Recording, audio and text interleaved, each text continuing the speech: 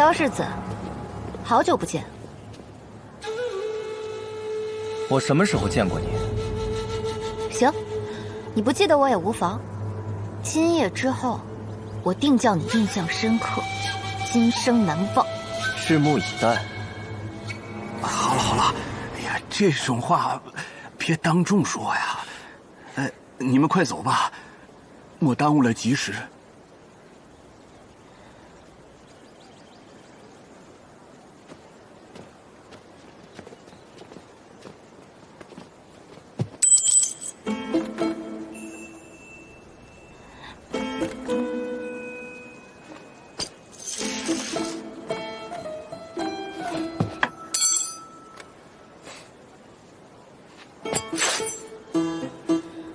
萧无意，我谢氏之女可不是这么好娶的，你下来。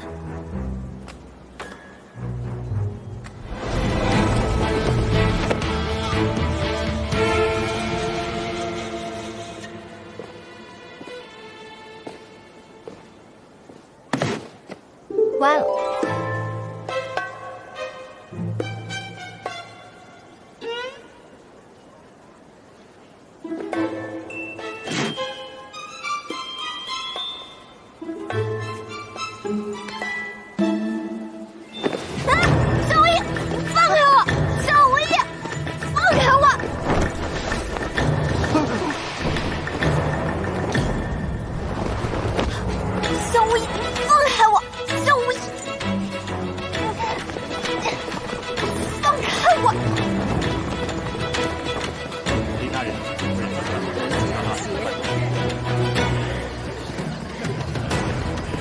先起来！萧无意，你放开我！混蛋坏人，你放我下来！萧无意，你放开我！放开我！放我下来！萧无意，放我下来！萧无意，你放开我！萧无意，你……颜月，在，把他带进洞房，不准给他吃的，也不准给他喝的。萧无意，你等着，今夜我让你后悔一辈子！这是要给谢氏一个下马威吗？何止谢氏，这羞辱的可是谢太傅。好好照顾好你们的侧妃，今夜别让我再听到她的声音。诺，世子，礼还没有成呢。既然都来了，今夜就陪本世子喝个不醉不归，一个都别想走。二弟，今夜是太后赐婚之夜，你走，喝酒。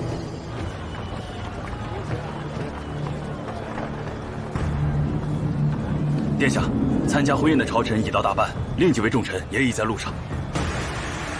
按计划行动。本王的生死荣辱，就在今夜。诺。女郎，萧无意也太欺负人了，居然把咱们女郎一路嫁回王府，还在新婚之夜上与武姬饮酒作乐。没关系，今夜丢大脸的，反正是他。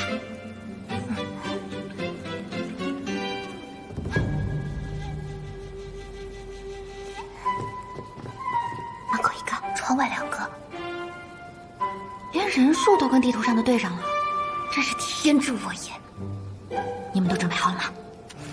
顶级配方的蒙汗药。外面有人吗？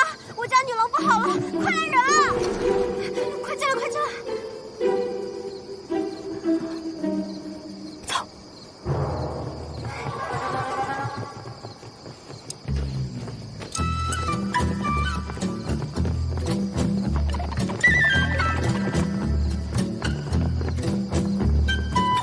是静安王府，怎么连个人影都没有啊？好重！哎呀，不对不对，这边是茅房，院门向东，厨房在那边，快走快走！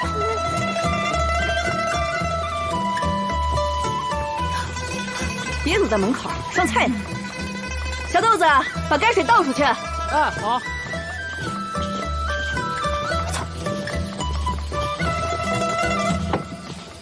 喂，你们跑到这里来干什么？走。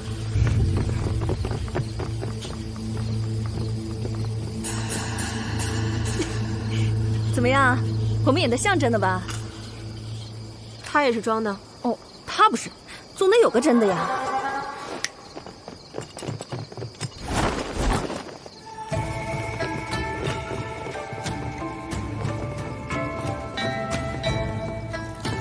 世子，人已经走了。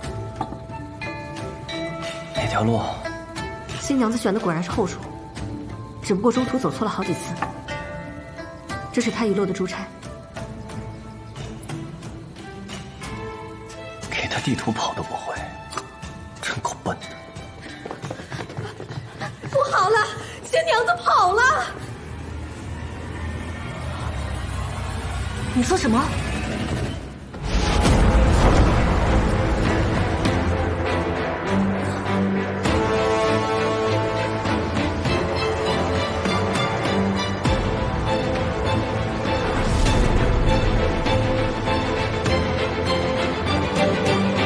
我府中有府兵、园丁、花匠、马夫，无人不会武功。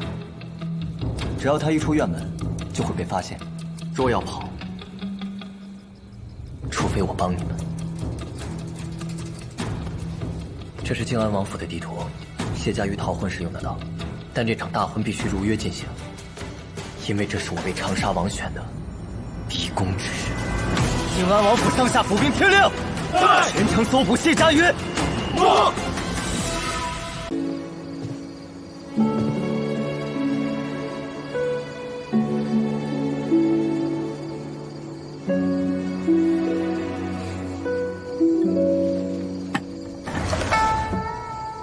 世子，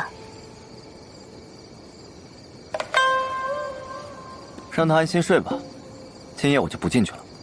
等一下。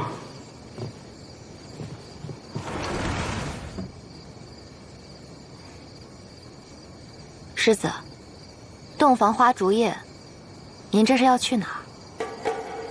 谢家瑜，你要留我？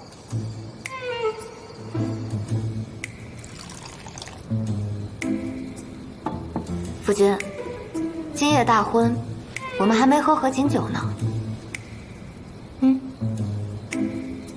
放心，没毒。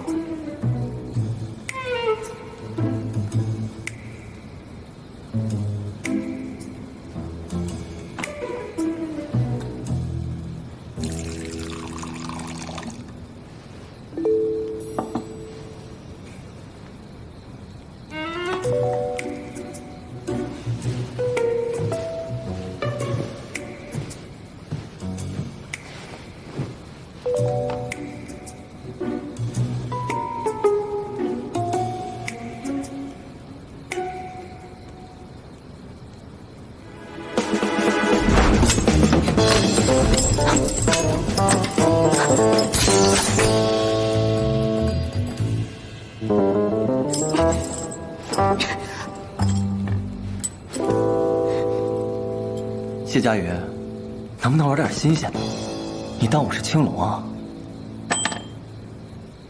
萧无义，你放开我！你这样对我，你信不信？信什么？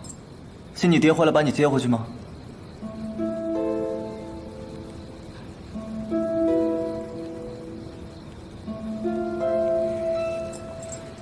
哎，忙了一晚上，饭都没吃。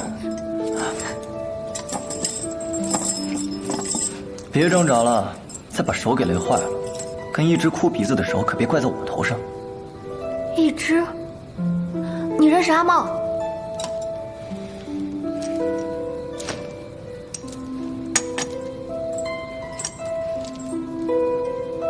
这是阿茂贴身的玉佩，怎么会在你身上？你把阿茂怎么了？我把他给绑了，是我抢过来的。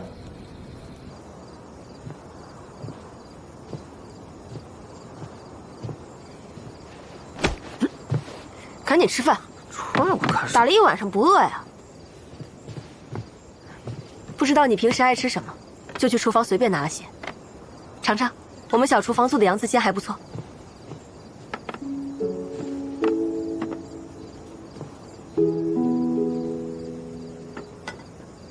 怎么了？没事儿，我就是突然想起来，彩儿以前最喜欢吃羊肉。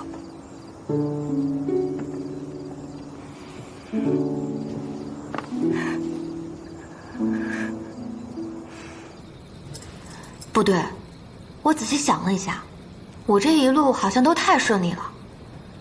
你满城搜捕，愣是没有人发现我，接着宫里就出了事，然后你入宫评判，阿茂当上了监国，这里面肯定有问题。接着推。阿父说是长沙王逼宫，齐王和萧世子一同入宫评判，陛下立阿茂为监国。可阿茂明明是想和我一起离开的，还有靖安王府的地图，那是军舆图，一看就是从军之人画的。阿茂当时给我的时候，我就觉得不太对劲。这地图是你画的？行啊，也不算太笨了。是你帮助我和阿茂逃跑？不对，也有可能是你假意帮助阿茂，实则呢，你把他绑入宫中，还逼他当上监国，你还……停，大壮，我看你还是别推了。也不是没有这种可能。阿茂是我的至交好友，我何必要强迫他，让他做他不愿意做的事？你是阿茂的好朋友，还当殿向太后求娶我。我要是早知道你们两个事，我就……算了。冰霜剑松柏，风雨化龙吟。所以高鸿志，青云关碧岑。这首诗你听过吗？阿茂写的。那你知道他是写给谁的吗？你不会是说写给你的吧？我与他相识于微末，可比你早多了。你这个人阴险狡诈，杀人如麻，冷血好色。阿茂肯定是被你的外表骗了，所以阴险狡诈，杀人如麻。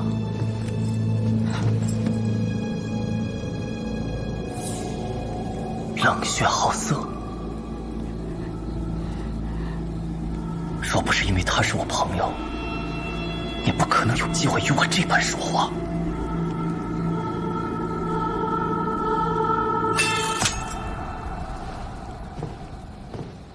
李茂成为监国，在我的意料之外，这是权宜之计。局势未稳，他走不了，你也走不了。从今夜起，你谢家瑜便是靖安王府的世子侧妃。为了礼貌，你最好给我安分一点，当好你的世子侧妃。待时机成熟，我便会安排你们见面。是走是留，都等你们见了面之后再说。夏无疑，你当真是李茂的朋友？若要我信你，今夜带我出趟城。不，我是杀人如麻的萧无疑，所以你最好给我安分一点，哪儿都不许去。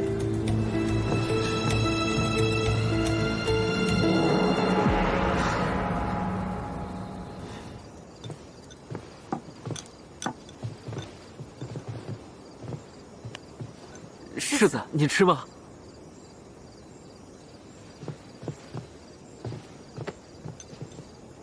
世子有所忧心。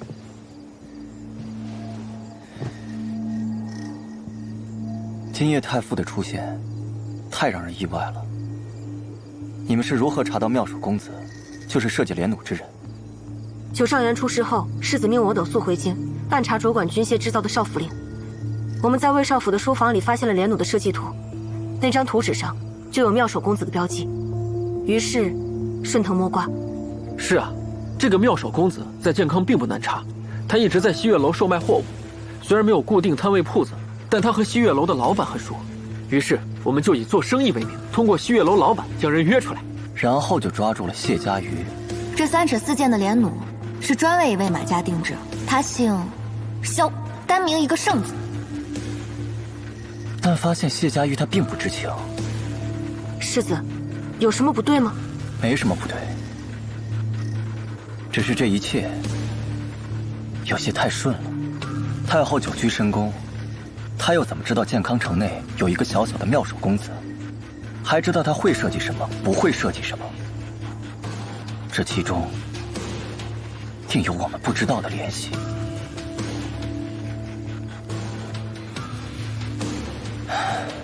希望不像我推测的那样吧。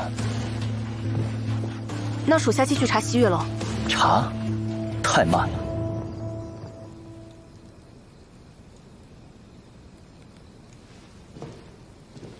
女儿，其实我觉得，萧世子和他那2个侍卫，也没有传说中那么吓人。别他说什么你就信什么，你忘了西月楼和渡口的事了？那女郎的意思是，谁知道这家伙是真是假？咱们不能掉以轻心，打起精神来。是。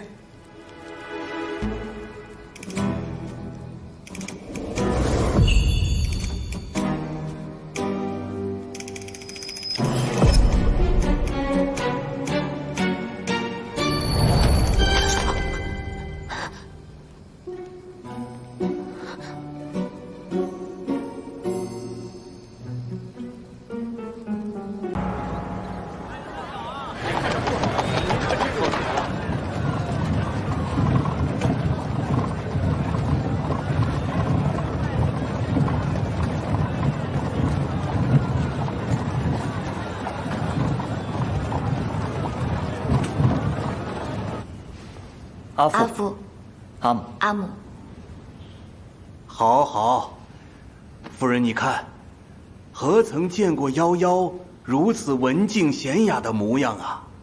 世子，我家女儿没有给您添麻烦吧？佳瑜很好，靖安王府上下都很喜欢她。我云昭的女儿虽不说有多出众，但我从来没想过让她嫁得如此仓促，更未想过她要为人侧室。说句心里话，本也没想她能嫁成。佳瑜既为国事入靖安王府，萧氏自不会亏待她，郡主请放心。阿母，世子知我喜欢些机关银巧，便在府中为我开辟一处空地，好让我做自己喜欢的东西。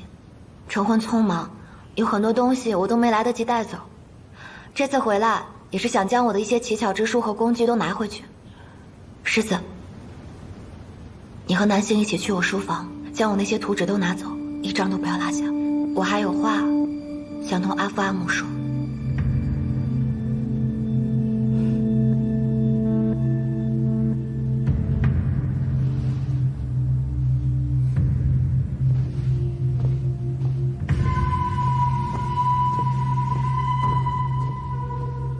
夭夭，你在做什么？你要帮萧无疑改制军械？那阿父可知自己在做什么？3万倍伏兵，3万条人命。阿父是故意让人来找我设计连环弩的吧？我曾见到过那个自称萧胜的男人，出入过阿父的书房。这能说明什么呢？这的确说明不了什么，但我心中却已明白，阿父当初为何鼓励我设计连环弩。我甚至将连环弩的缺陷都告诉了您。没过多久，那个自称萧胜的人就来找妙手公子买连环弩。阿父，您敢说这些都与您无关？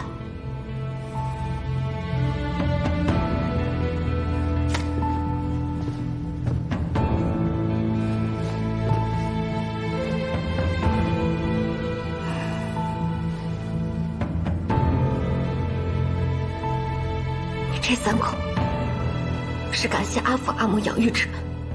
若阿父只牺牲我一人，我也能理解。您只是立场不同，舍弃了我。但阿父如今所为，实难成为世家典范，君子风度。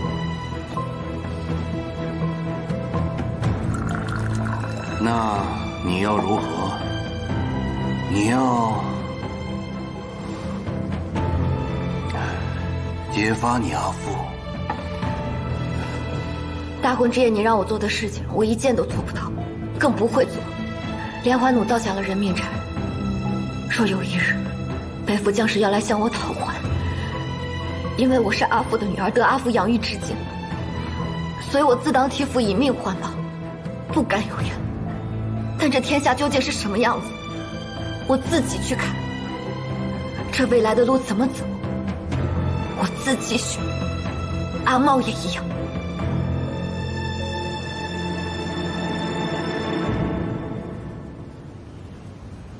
阿木恕罪，这顿归宁宴，瑶瑶实在吃不下。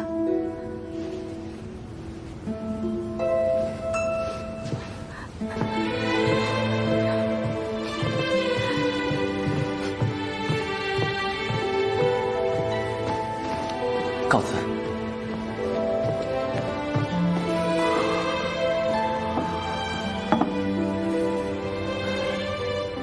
夫人，趁热吃。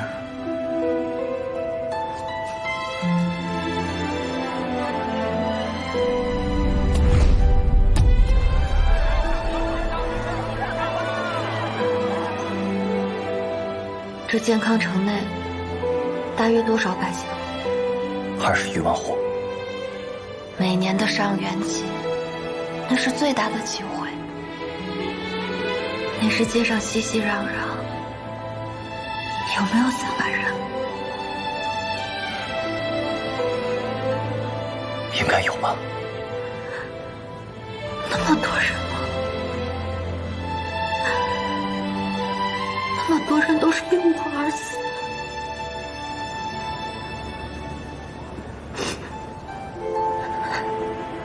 我想一个人静一静。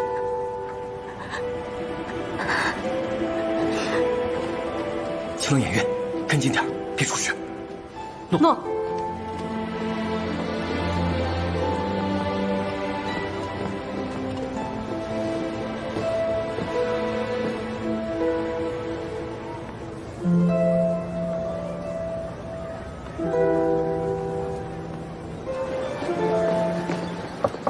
打扰了，老板。谁啊？关门了。老板，哎，老板，我想买包梨花糖，打扰了。明天买。哎，我家妹子，她今日心情不太好，她平时就爱吃您家的梨花糖，我愿意出10倍价。啊？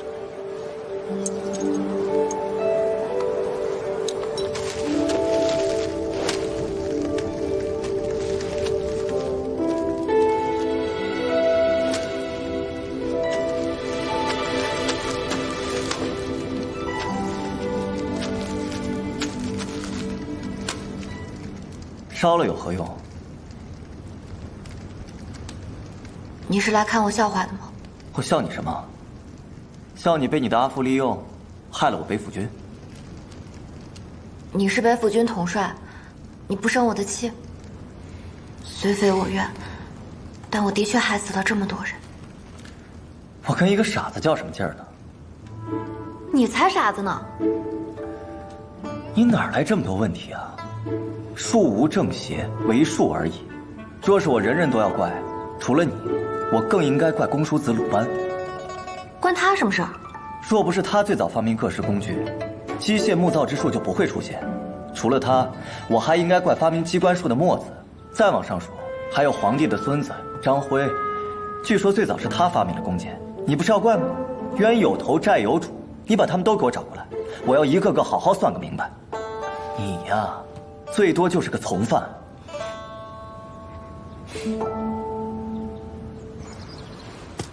程一斋的，肯定是阿茂同你说的吧？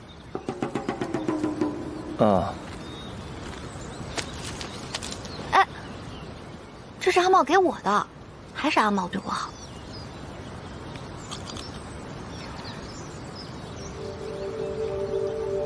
萧无业，你和你的家人和我听说的不太一样。哦，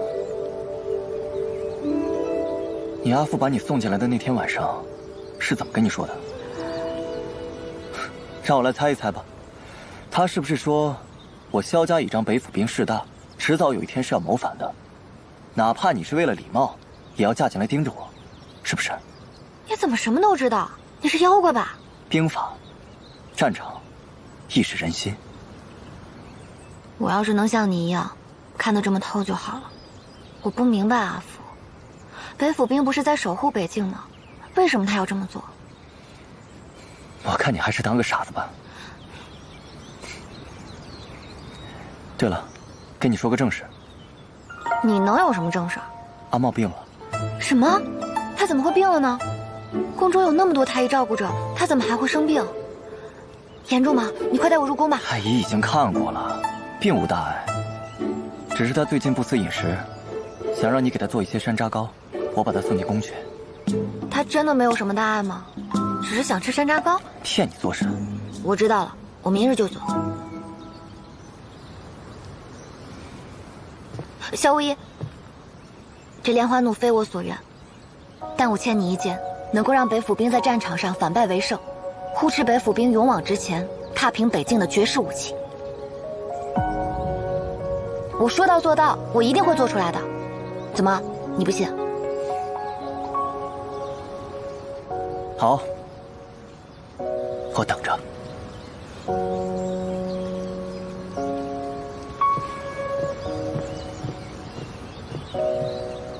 什么？突然笑做什么？殿下今日生病了吗？世子今日没入宫啊。给谢家瑜找点事情做，别让他整天瞎琢磨。这梨花糖也太甜了。去给我找杯山楂汁来。我看是您自己想吃山楂糕了，您就爱吃酸的。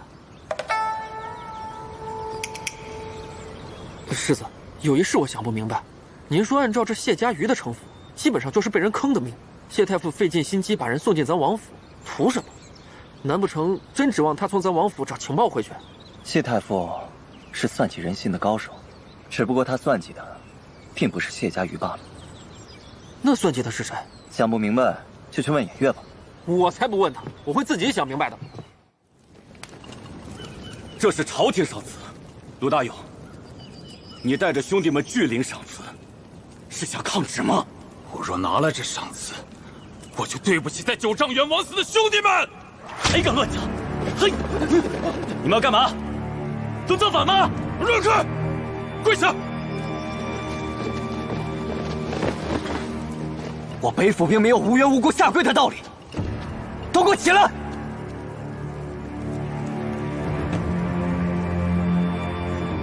名册给我。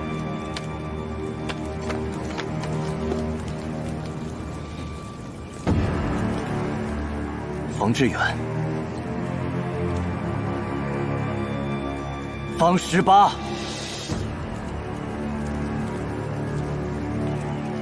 曹兴安。世子，九丈原一战，3万弟兄为什么会枉死？当时武期间特意赶制了一批连弩，他们说这连弩能一箭9发，可谁知到了战场上，这连弩用不了几下就失了准头，所以我们才知。设计连弩者，正是您新纳的侧妃谢太傅之女谢家瑜。敢问世子，您求娶谢家瑜，可是为了向士族求和？您要参与北秦和谈，是不是就忘了我们与北秦的血海深仇？放肆！住手！军口无事。诺，来人，带走。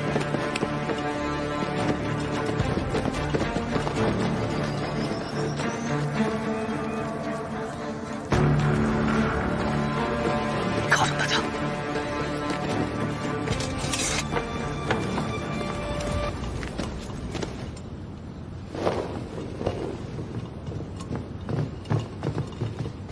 世子，属下无能，还是走漏了妙手公子的消息。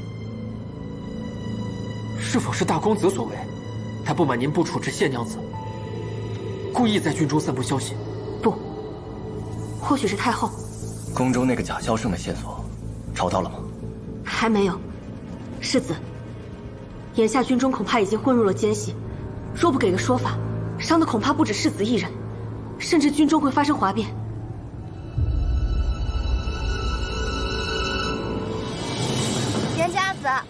袁家子，等等我。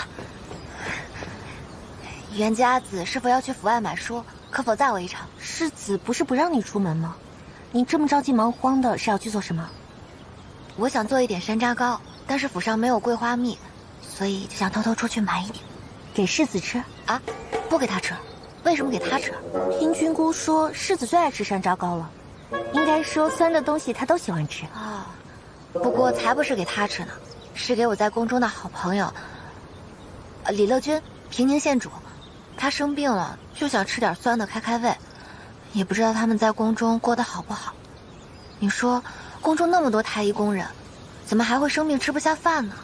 袁家子，你是太后的亲侄女，你肯定最了解太后了。太后她老人家可还好相处？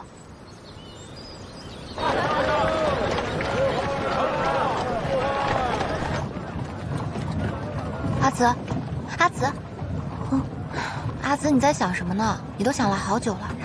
你不用担心，太后她对有用之人向来和善，而且齐王殿下和平宁县主如今对太后来说就是最有用的人，他们不会有事的。那就好。滚！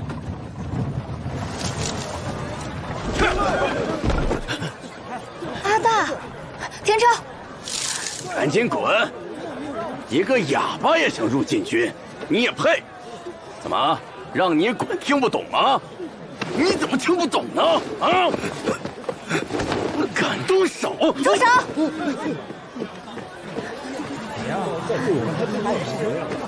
你没事吧？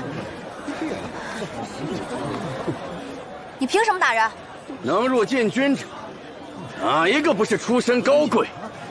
一个身无长物的庶民，真当这里什么人都能进呐？这上面可没写哑巴不能参军，也没说必须要士族子弟才能来，只要符合条件，人人都可报名。禁军代表皇威，拱卫京师，保护天子脚下万民，岂容你们横行霸道？好一张利嘴呀！啊，有本事去我的禁卫府再变呀！拿下！慢着，阿紫，禁军统领大多背景深厚，世家出身，莫起冲突。原来是靖安王府的夫人们呐！萧世子艳福非凡，不知今日出门的是哪两位夫人？与你何干？好奇嘛！今日在酒楼听了个话本子，说害死北府兵3万将士的妙手公子，就是靖安王府新纳的侧妃。这萧世子少年风流，心胸开阔，连害死北府兵的罪魁祸首都能娶进家门。就是不知那些北府兵是否也能如此宽宏大量啊？哎，这妙手公子不会就是你吧？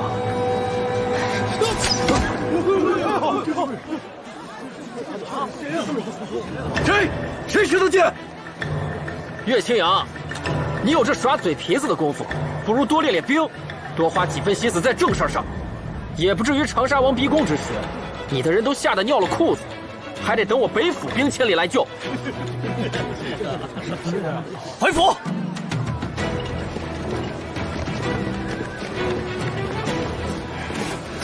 你们给我等着！阿大说阿茂入宫后，他便一个人寻生路。入禁军是为了能够离李茂更近一些，但禁军非世家子或良家子不收，他去了很多次都被赶了出来。你是为了离阿茂更近一些？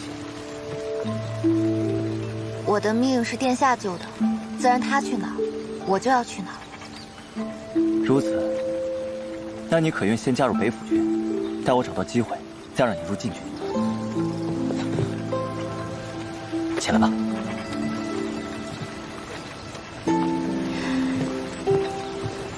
谢萧世子，走吧。哎，干嘛？谁许你走？不是你干嘛呀？谁让你出府的？大婚当日我就警告过你，少顶着世子侧妃的名义惹是生非。我哪里惹是生非了？不是你让我做山楂糕的吗？那没有桂花蜜我怎么做？阿茂他就不爱吃酸的。还有啊，我也不是你的什么侧妃，我在靖安王府只是暂住。要不是为了阿茂，要不是为了阿茂，你就不会在府里待着。我用不着你来提醒我。你以为我乐意每天看你这张惹人烦的脸吗？我惹人烦？从今日起，没有我的允许，不准出府。颜月，你看着他。诺。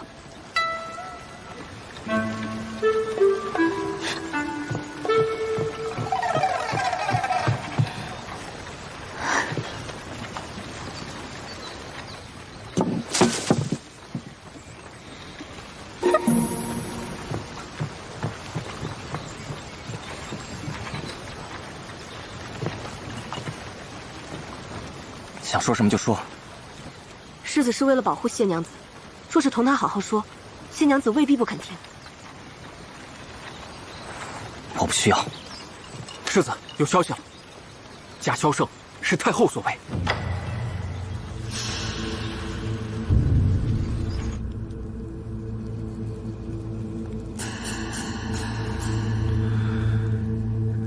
这的确像是母后的手笔。谢琴，母后以妙手公子打击萧无一在军中的势力，牵累令爱。若萧无一真的对令爱下手，你可怨太后？太后制约北府兵之心，并没有错。罢了，母后要权，萧无一要北伐。你要世家之名，百官要他们的乌纱帽、礼帽。礼帽要什么朕不在乎，你们在朕面前耍尽心机手段，朕也都不在乎了。朕横竖也就还剩这1、2年的光景，能撑便为你们撑着，撑不住倒下来，这天下便随你们闹去吧。朕累了，退下吧。臣领旨。谢清，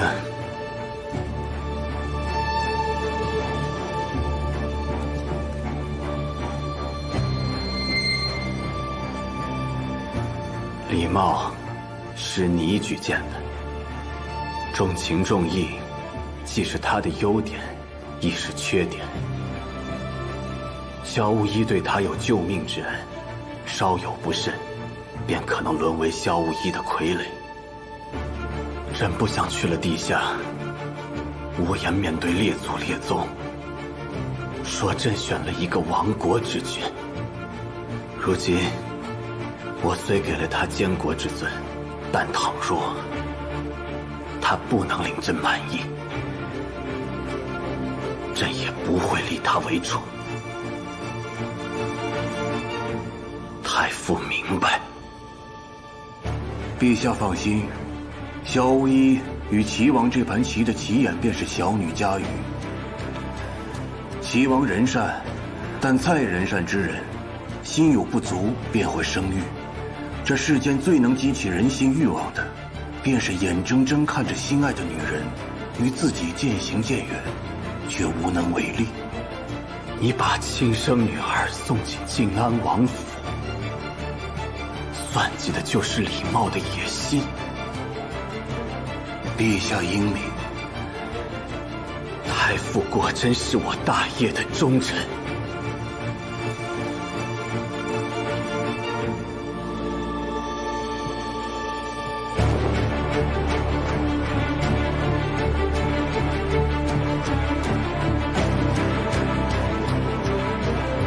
看见了吗？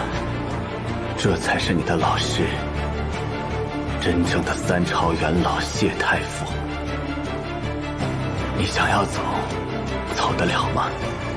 我们不过都是这些老家伙手中的棋。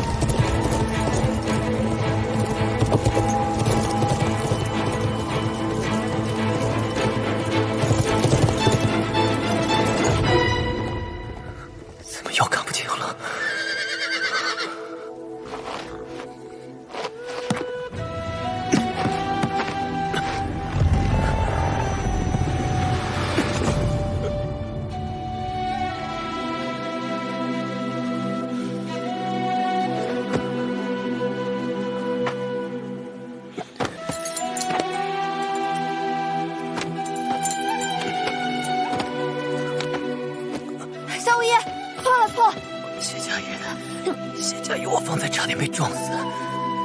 你设计的麻将不够灵活。我这设计的叫死活扣，越用力扣得越紧，不用力自然松开。肖大哥的腿使不上力，自然不会被拖拽。亏我还来急着告诉你。不过你们背负军营里面来了位神人，还有那个好吵。小薇，你吐血了，你真受伤了？伤哪儿了？你说话呀！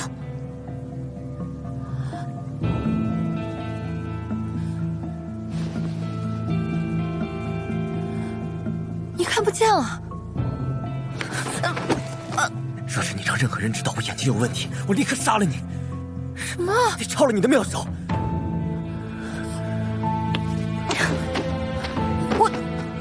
我等定将生死置之度外，助世子赢得3州。有世子领队，咱们不会输的。是啊，有世子在。怎么回事？抱紧我的腰，我带你上马。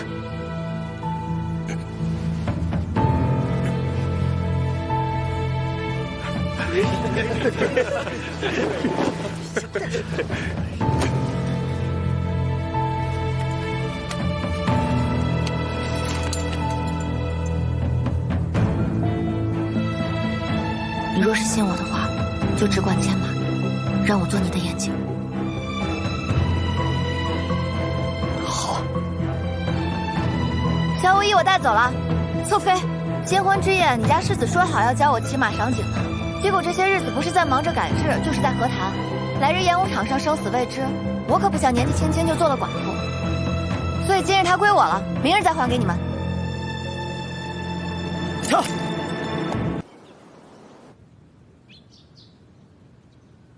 这次不知道什么时候才会复明，也有可能就此看不见。是。你祖丈元受了这么重的伤，都快瞎了，他非要折腾什么改制，什么和谈，还非要自己亲自上场。这世间哪有你这样的疯子？上次你说有一种猛药，可以医治，会很痛苦，就是在拿寿命换眼下。用吧，必是容不得有失。等会儿，那个。你们真的不用再去外面找大夫看看吗？瑞生已是最好的大夫。来，会很难受，坚持住。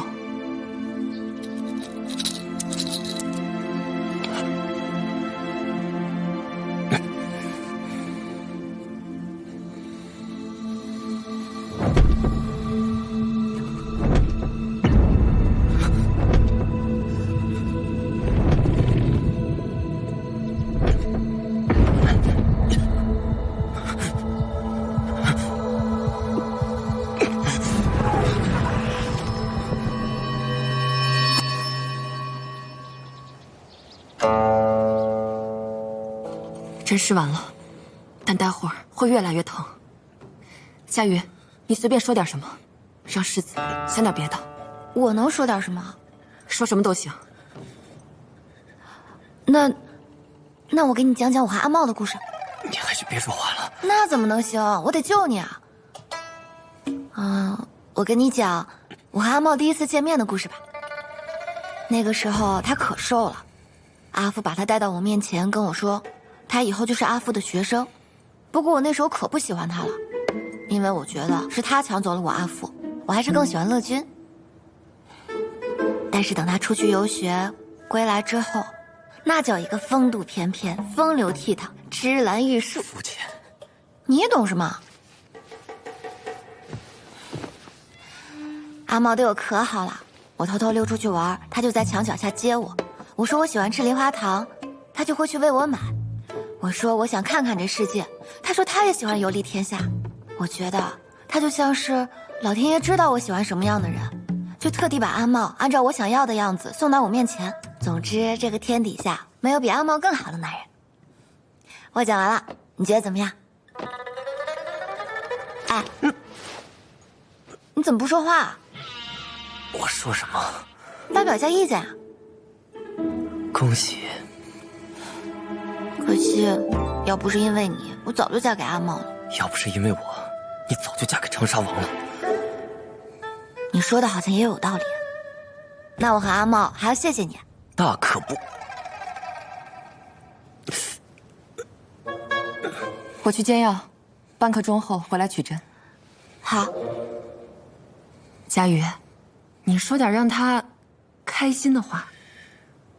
我和阿猫的故事不让人开心吗？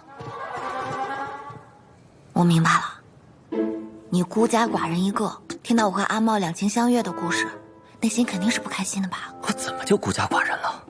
行吧行吧，不拆穿你。你还是出去吧，我看见你头疼。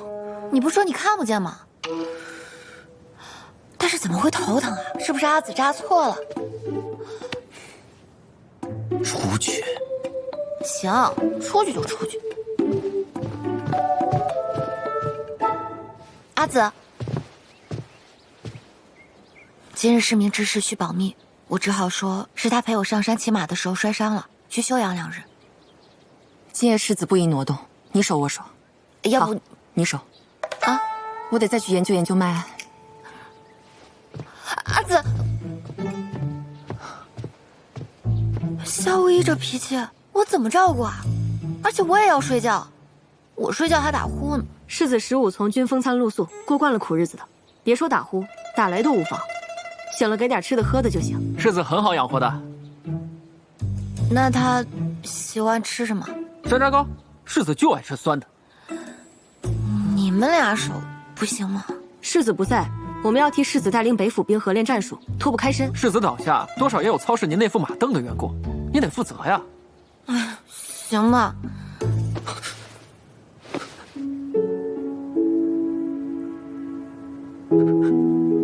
大哥，快跑！大哥，阿娘，夏无依，像你这样的人，也会在梦中恐惧难安吗？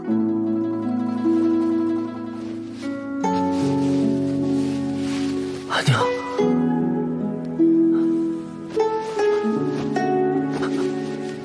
阿娘，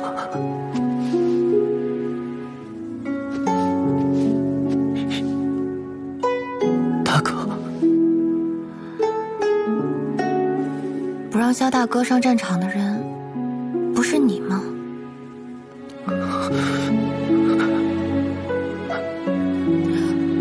谢佳宇，干嘛呢？女郎，有人在门口放了一瓶药，好像是王妃。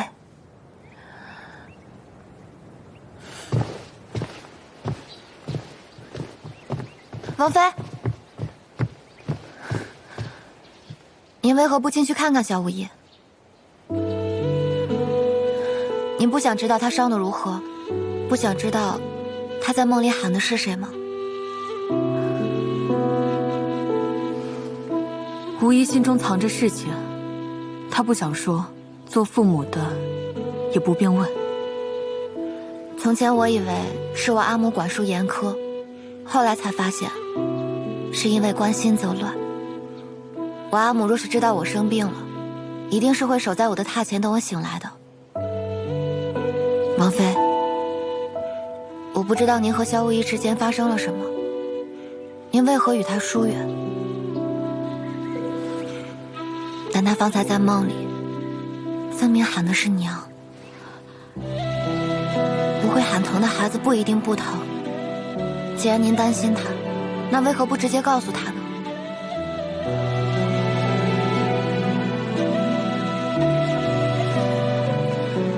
我想她半夜醒来，一定想要喝一碗鸡汤。王妃，你能教教我吗？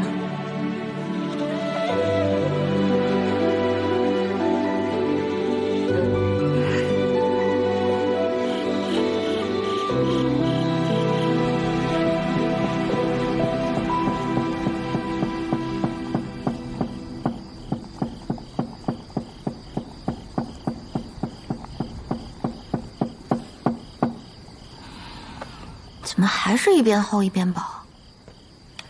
因为你习惯用右手，右手力道更大，左手力道更轻，自然如此。你醒了，你能看见了？我听到的。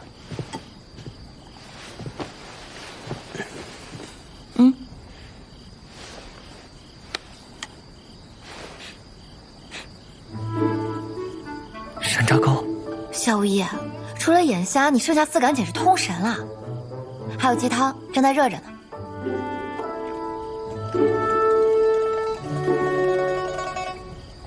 比上次酸一些。我知道你爱吃酸的，所以没多放糖。专门给我做的。我又不爱吃山楂糕，这里又没有别人。你吃吧。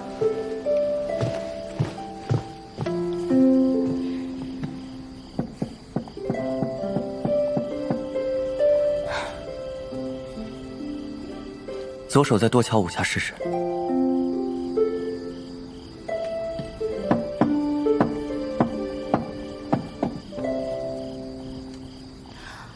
小薇，你神了！你光靠听就能听出来我用的是左手还是右手？你试试。右。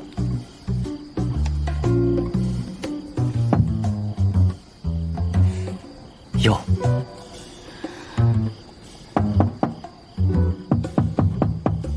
右手敲左边3下，左手敲右边5下。这你都能听出来？因为你用力不均匀，左手敲右边时力道会更小一些。方才你只是敲了几下，对比还不够明显。当你双手一起，动作流畅之时，双手力道的区别就会更明显一些。战鼓声也分轻重缓急，便是如此。你为大哥新做了马镫和马鞍，皮革味道很重。是。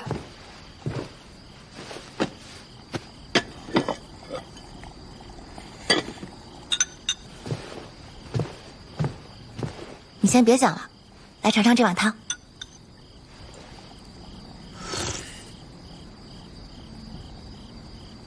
这是我到王妃院里挑了只最能蹦跶的老母鸡，专门让王妃给你炖的，好喝吗？我想，老王妃心中肯定是挂念你的，她应当也不会因为萧大哥的腿而恨你。你们母子心中有话，应当摊开来说，而不是在梦里问。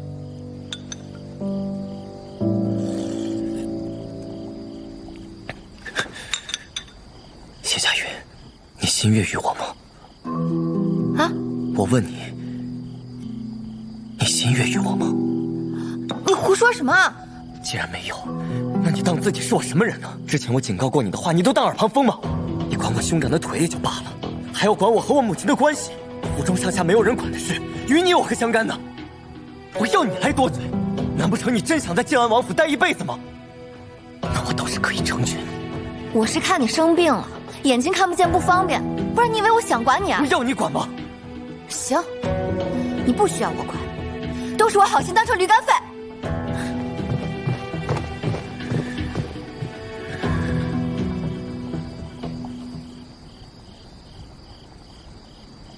出来。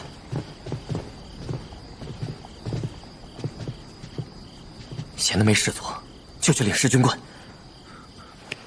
诺。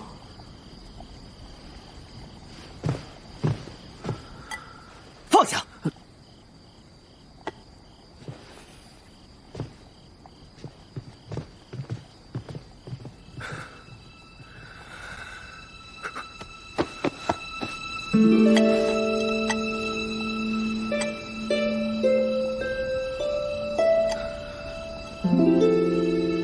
雨郎，您别生气了。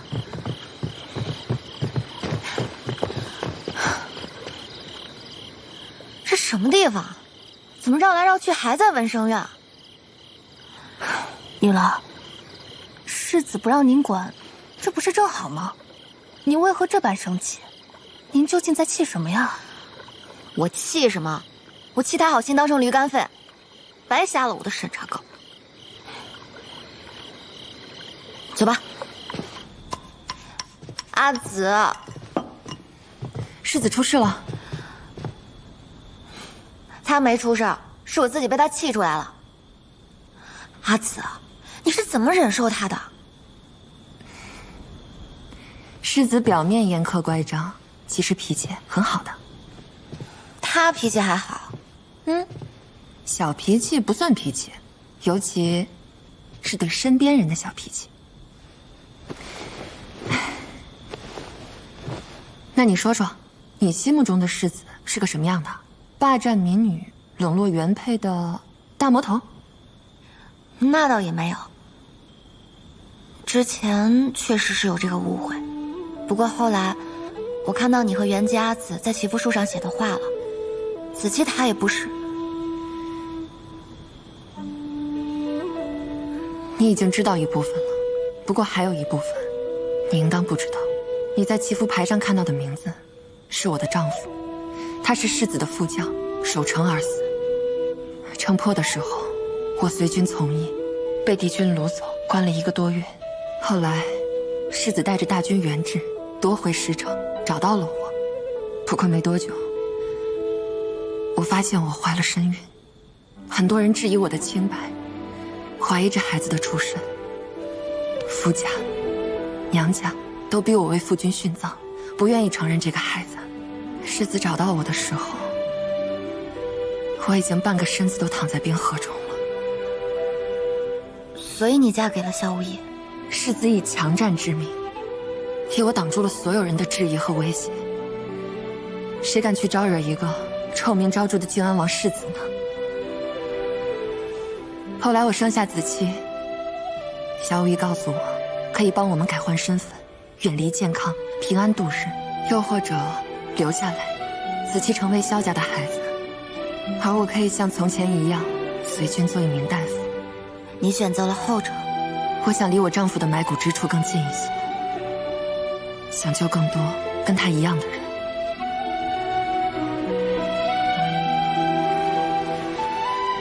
如果你问我，世子是个什么样的人，我想，他一定是个好人。阿紫，其实真正不想让萧大哥上战场的，是老王妃吧？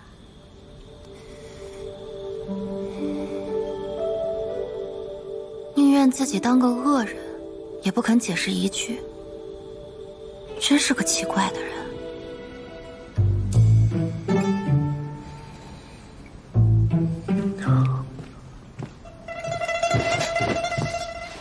哎，我都被你绕糊涂了。我原本是答应蕊生阿紫才来给你守夜的。我为萧大哥做马凳，是因为我不忍心看到一个有志青年因残疾而心生自卑，踌躇难行。所以无论有没有你，我都会帮他。我为你和王妃说话，是因为我听见你在梦里喊阿娘，也看见王妃偷偷将药送到门口。我知道你们母子彼此挂心，所以才多了句嘴。但行好事，为何要问缘由？再说你萧无一，哪怕没有阿茂，我也是拿你当朋友的。我虽不懂朝局，也不认同你的许多做法，但我知道，在你心中仍是为百姓。莲花弩之案，你有10000个理由将罪责归在我身上，但你非但没有，还在北府将士面前为妙手证明，让我这么多年的心血没有白费。难道这样还不足以成为朋友吗？你知我决定就生死与共，笃信我不退避的执着。不过这朋友吧，也不是一厢情愿的。既然你在心中不拿我当朋友，还对我这么凶，那咱们的友谊就到今夜为止。你复眠之后，我们就桥归桥，路归路。你知我愿陪你直到最后，燃尽心中烈火，是真错。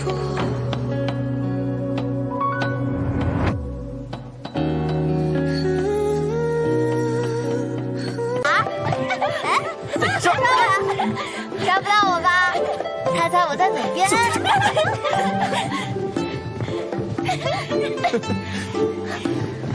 他们来了。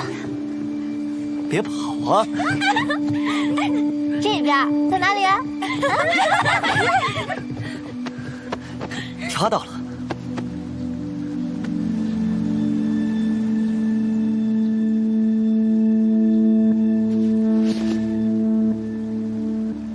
齐王殿下，冒犯了，参见殿下。听闻世子受伤，引本王好生担忧，怕影响比试。这如今看来，本王多虑了。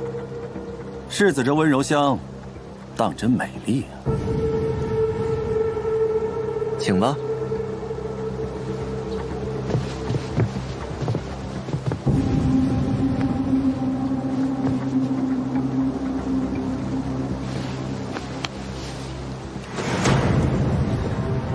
走。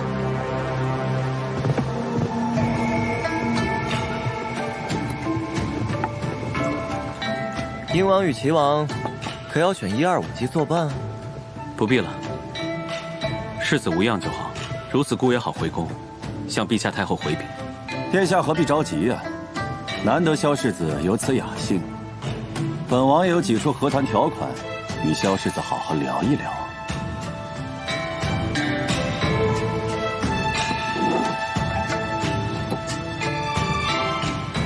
不知英王想聊什么？和亲。和亲？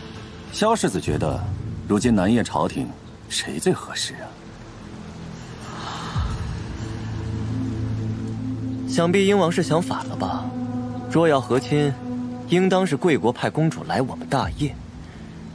不过如今聊这些都为时尚早，走马川洋中什么意外都有可能发生。今日就算你我聊得再投机，若是有谁不幸在比赛中丧失性命，不是都白聊了？说的也是。听闻南叶有投壶风雅之术，本王心向往之。今日能否请教世子一二啊？我可以教你。我请教世子，不是娘子。其实你们的投壶射覆和我们的走马穿杨差不多，只是我们北秦的人讲究的是畅快直接，所以投的不是壶，也不是箭靶，而是奴隶，是被掳来的战俘。我们把掳来的小奴隶们称为靶子，让他们惊慌逃窜，为了生存自相残杀，以为只要逃过今晚的箭矢就能够活命。只是我们知道，就算他们赢了，也会成为被命运选中的勇士，下一刻会被送到战场上，他们依然是排在第一排的幼儿，会死在同族的剑下。这就是南叶俘虏的下场。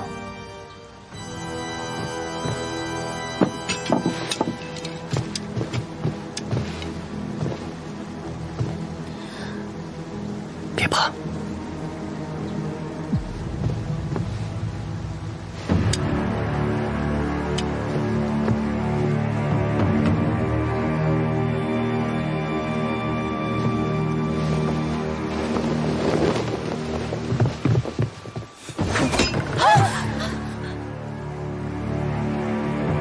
世子，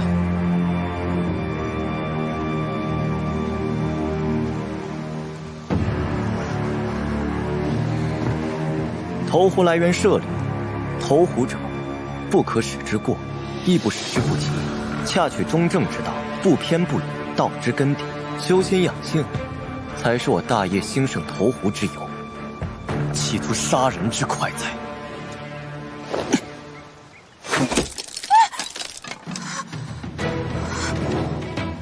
你吓着我的美人了，这可不是为客之道。本王冒昧了，不过来日走马穿杨，图的就是杀人之快。萧世子，不要手下留情啊！自然。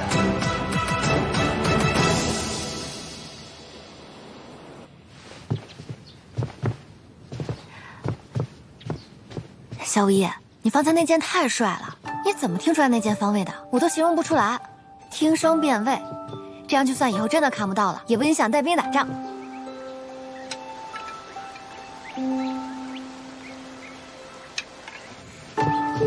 小心脚下啊！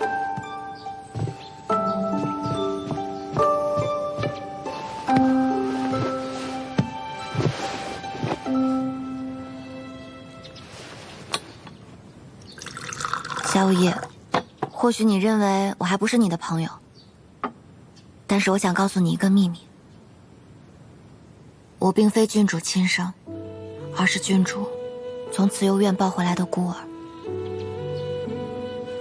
阿父阿母都以为我没有幼时的记忆，但其实我清楚地记得那个杀死我亲生父母的北秦人的长相：络腮胡、束发辫、长眉入鬓，还有他脸颊上的一颗痣。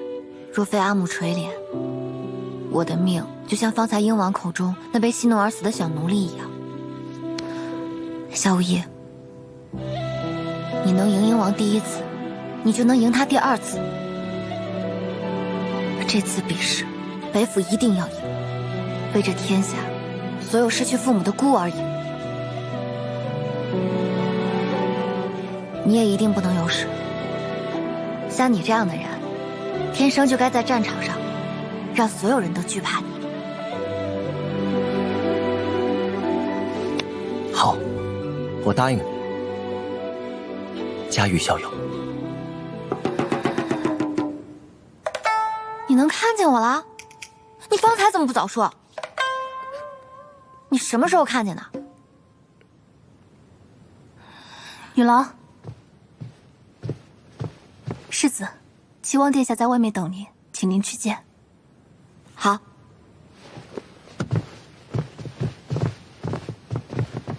世子，鹰王这么快就得到消息了，这北秦暗探的手都敢伸到我静安王府里，也该敲山震虎动一动。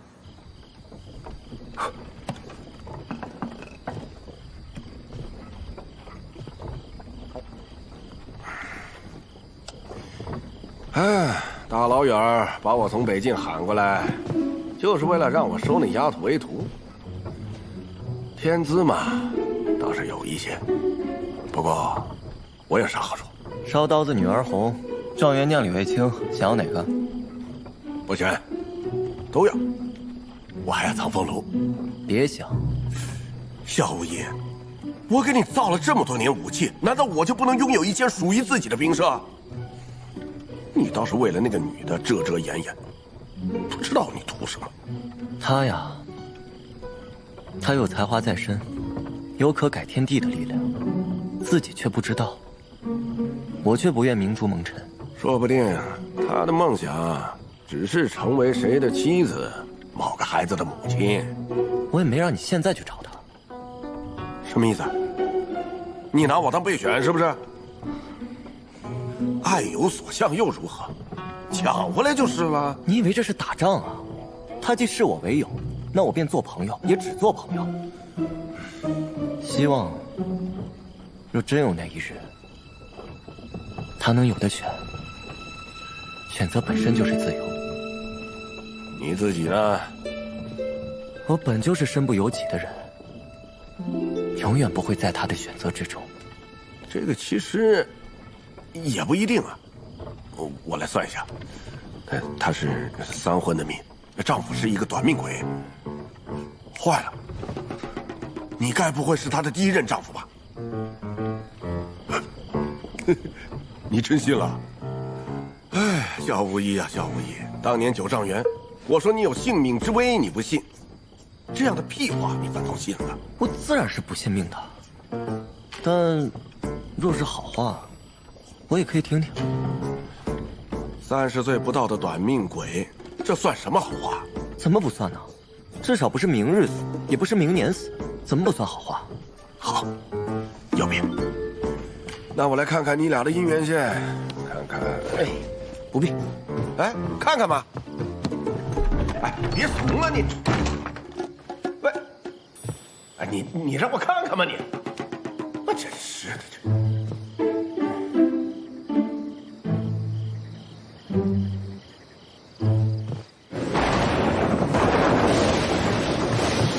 下雨了，我的皮革。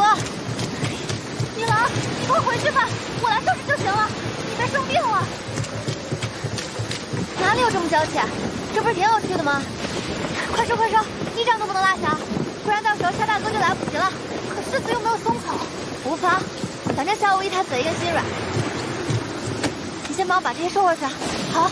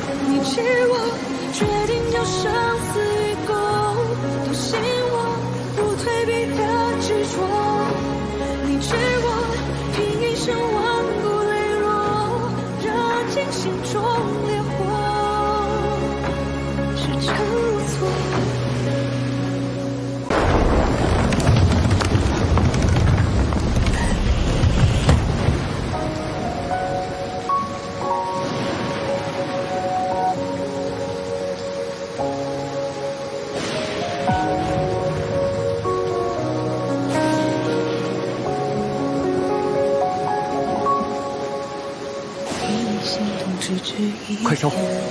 这瞬间，千年冥冥之中的线的相连，共赴岁月，为你的安宁住在你身边，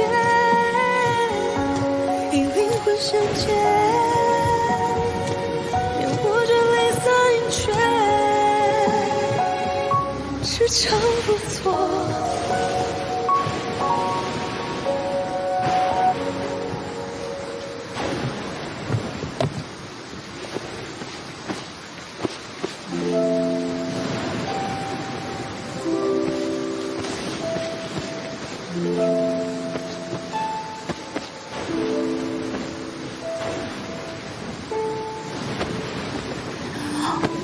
别动。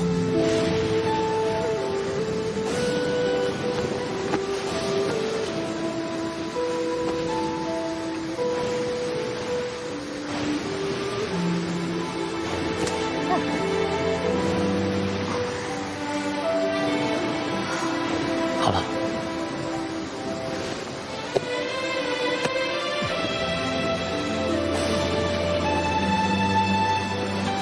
你若真赶得及，我就答应大哥同我比一场，赢的人便背负兵上场。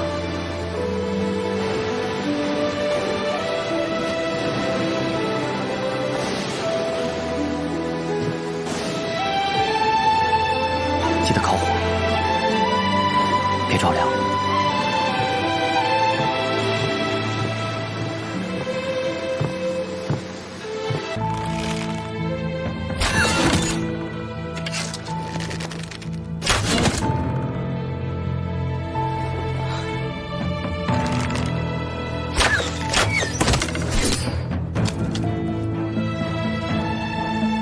今日演武场上我都看见了，你喜欢谢家瑜。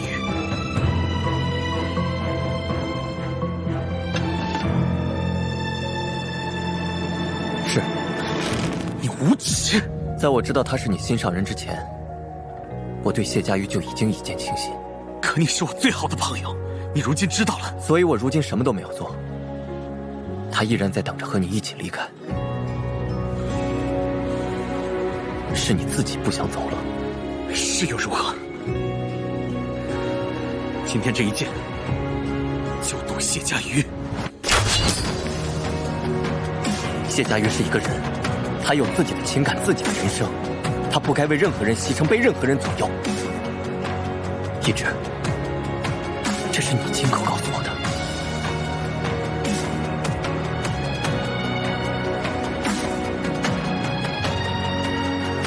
是走是留，你自己定。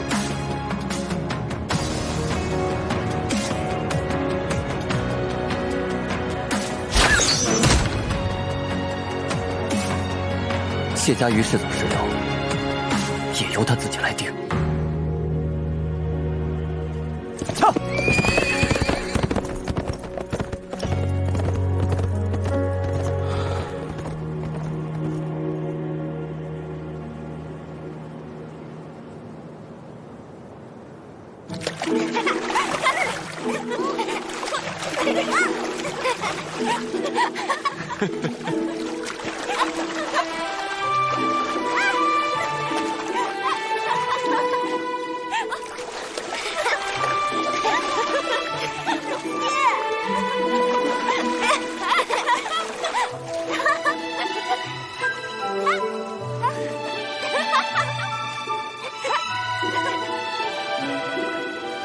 我记得你从小就喜欢吃酸的，这个是当季新鲜的梅子做的酸梅糕，你尝尝。怎么样？儿子在军中就想念母亲这手艺呢。这往后你是怎么打算的呀？如今3州之地已定，我与北秦的和谈还在。谁问你和谈了？我问的是你的终身大事。我提出改制，动了世家的利益，太后未表立场，定会对和萧2世的联姻心存芥蒂。等待时机成熟，我就会了结这门婚事，还河源姬自由，也让大哥和他都可以。母亲的意思是，人生路远，2个人携手，总比1个人独行的好。为娘真的不希望你真的无意。那日你落马昏迷，佳玉来找我，说让我对你公平一些。他虽不知道事情的全貌，却也能看出你的难处。我看着他是个好孩子，他对你也有心。谢佳玉本性纯善，但他已经有心上人了。那又如何？纵然是别人手中的纸鸢，你若喜欢，争取一下又如何？更何况现在这个线在你手里，论名分，你不输任何人。阿娘是让我去抢，男子汉大丈夫，争抢一下又如何？可我答应过云昭郡主，要给谢佳玉选择的自由。你见过云昭郡主了？我为了自己要走的路，已经拖萧家下水了。我不想再连累旁人。夫人，我钓了条大鱼，你儿子不行啊，半条都没钓到。哎，你爹呀，真的生性调皮。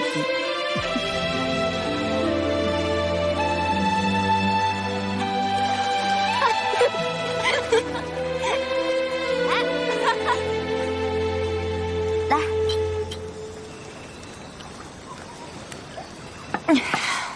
我跟你再满上。好，那我也。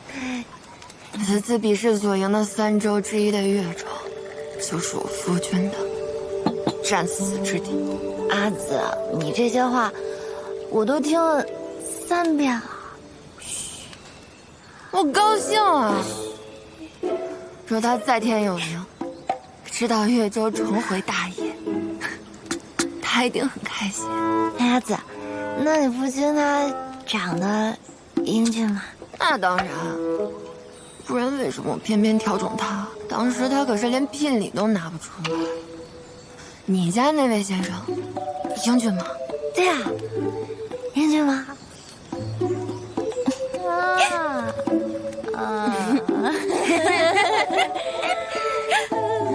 明白了。哎，那你要这么想的话，小吴也好惨啊，打仗打得那么厉害，但他成了3次婚，没有一个人要他。哎，来啦！说他这个人啊，他脾气不行，我们玩水去。其实人本性还是不错的，就是脾气太冲。谢佳瑜，你刚刚说我什么？阿紫，那个我也去玩水。好，特别好，就没见过这么好的人。这是什么？这是李乐君的新八字。不管从北秦还是南叶的历法星宿上来看，他和鹰王的八字都是大凶之兆。把这个换入玉蝶，希望能帮到他吧。好，谢谢。我只成过1次婚，我不需要你可怜。啊，我脾气就是很冲。啊？哦不，哎，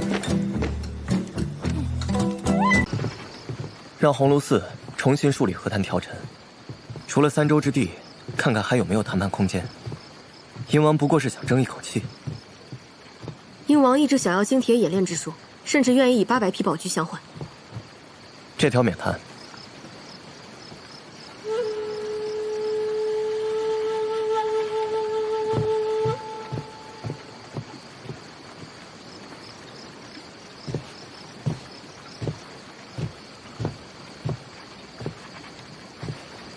说吧。说什么？骂我的话呀？你不是已经听到消息了吗？的确憋了一肚子话，想要骂你的，但看你一脑门官司，算了。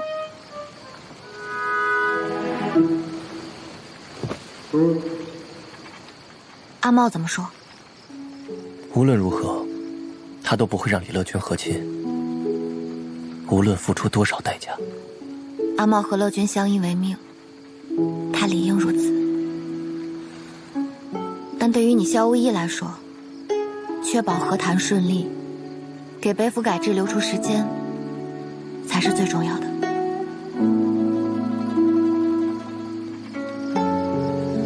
是。哪怕你知道乐君会遭遇什么。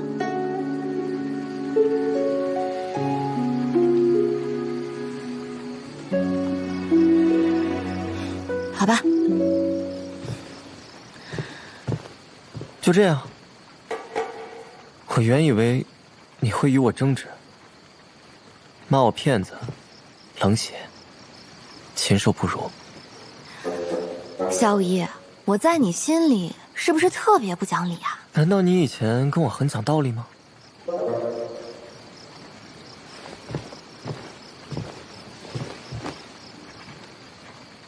你已经给乐君换了8字玉蝶了，能做的你都做了。今日始作俑者是鹰王，你只是承担选择之人，这怪不到你身上。你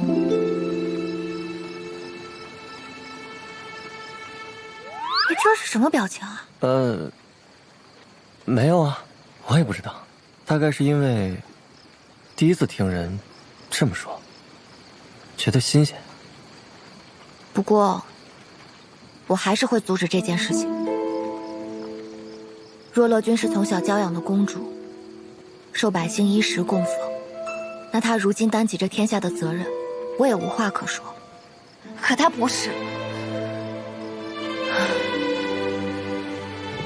齐州沦陷，阿茂和乐君一路逃亡，来到健康，陛下和太后可曾有一日管过他们？空有宗室身份，过得却还不如普通的百姓。为了维持家计，乐君从小就给别人抄书、做针线。他身子骨本来就弱，若不是我阿母会些医术，发现乐君患有旧疾，他险些就活不下来。这不是好人该有的下场。你打算怎么阻止？你放心，我的法子与你的天下无关。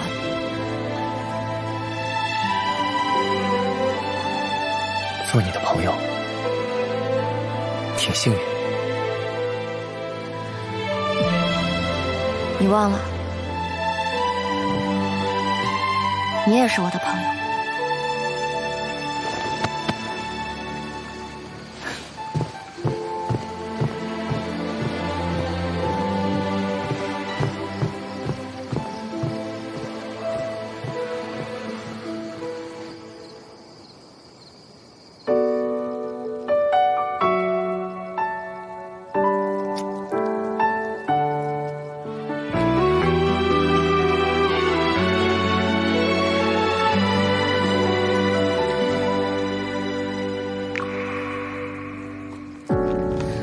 一盏沉灭的回忆出现，我来救你了。触不可及，时间忽然一瞬停息，太孤寂，用10年换来的是像你这样的人，天生就该在战场上，让所有人都惧怕你。你可愿再一次练习？苍穹骤变，命运将我撕裂，却毁不掉一颗思念。那是太远，重逢你的那天，我怕你会忘却。你若是信我的话，让我做你的眼睛。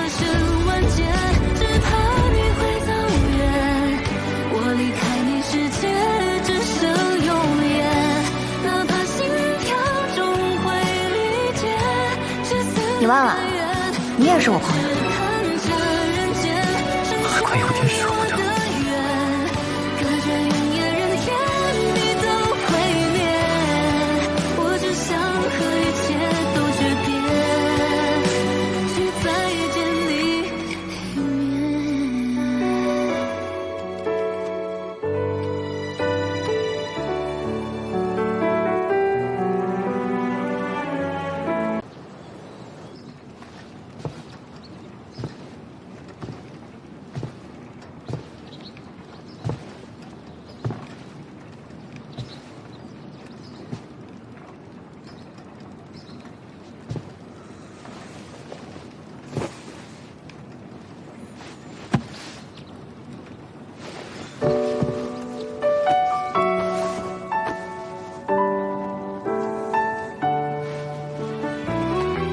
人说要给你造一把天下无双的宝剑，要削铁如泥，要刀剑合一，还要比鹰王的龙雀宝刀强100倍，让我教他金铁冶炼。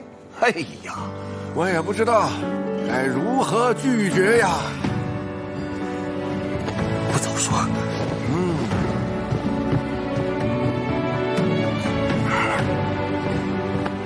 谢家瑜呢？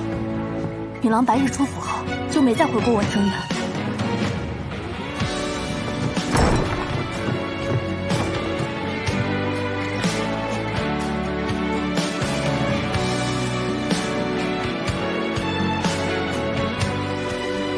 坏了！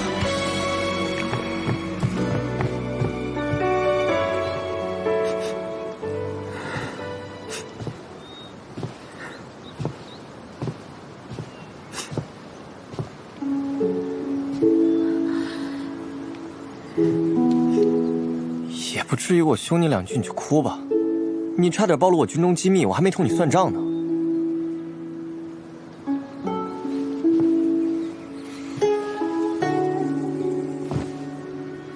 你动了我的仕女图？你堂堂北府将军，建安王世子，表面上一副不近女色，实际上你却偷偷藏仕女图，你丧心病狂。啊，关你何事？我是替你未来的心上人谴责你。若真有此人，让他自己来。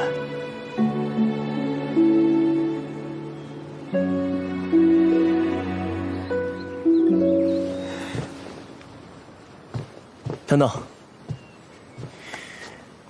人遇刀剑，长短行至，难道不需要参考执剑者的身形臂长吗？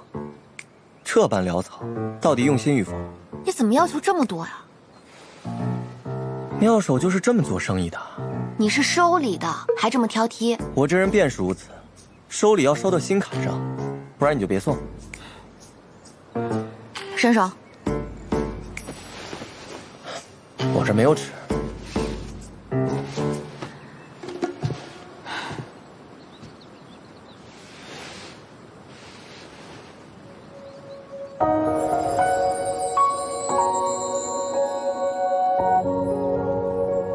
一念心动，只只一眼，这瞬间，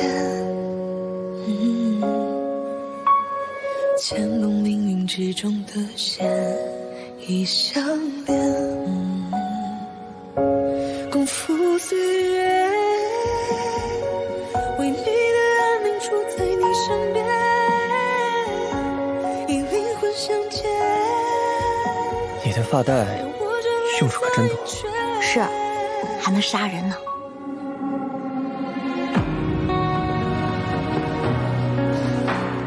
你若不想被鹰王拐去北京做苦工，跟演员练轻功的时候就别再偷懒。遇到危险，至少还能跑。天大地大，即便是你一个人，也哪儿都能去。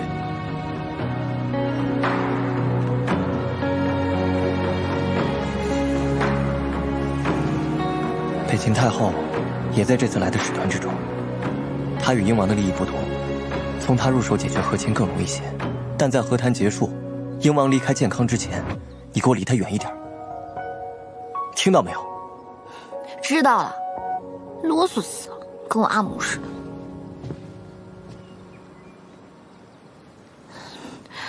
我想见阿茂。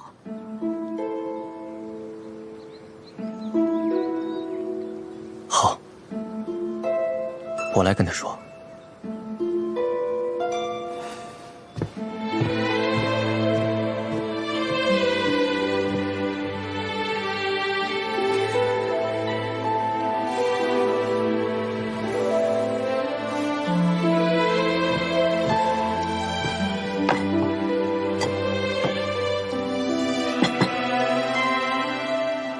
这崖山不是秦王殿下最想和女郎去的地方吗？怎么给划掉了？阿茂可能不会跟我一起去了。女郎，你别难过了，南希会永远陪着你的。好像也不全是难过。你还记得我们游灯河那次吗？我们把心愿写在小纸船上，我偷偷看了阿茂的心愿，他写的是希望乐君和夭夭心愿得偿。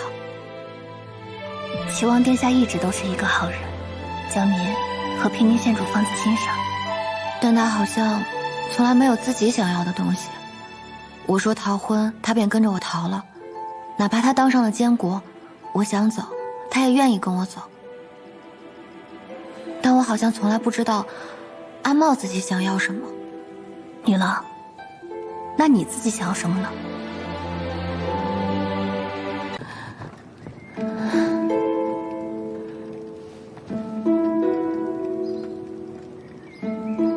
你先回去吧，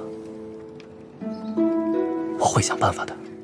是不是在你们的大局之下，所有事都可以被权衡，而被权衡过后，受伤害的、被牺牲的永远只有我们。我、乐君、袁吉阿紫、我阿母，我们所有人的婚姻只有算计和利用，没有人在乎真心。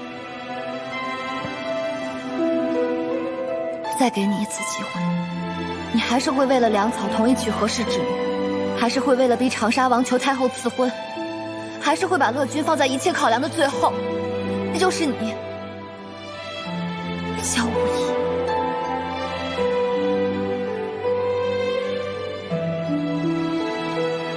不只是你，阿茂也变了，他已经开始选妃了，他决定留下，却没有告诉我。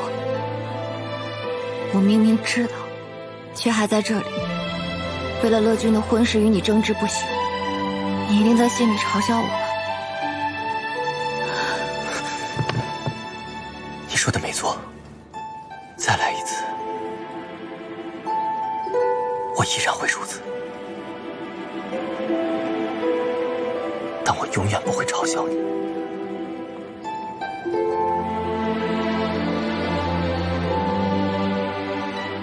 我对权衡厌烦透顶，我不会放弃，我不会让乐君和我一样。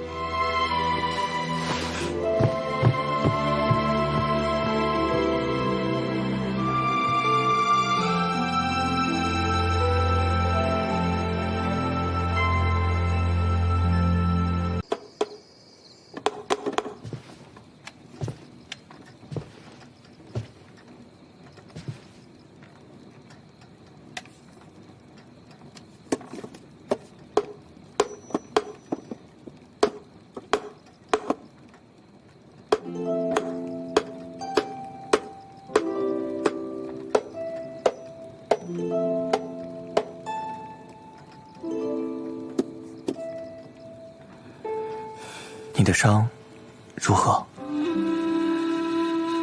无妨，吕氏阿紫给我用了最好的金疮药，一点疤都不留。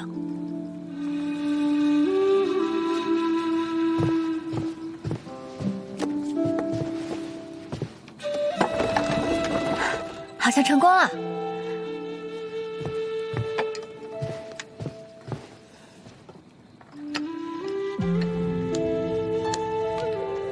今日多谢你。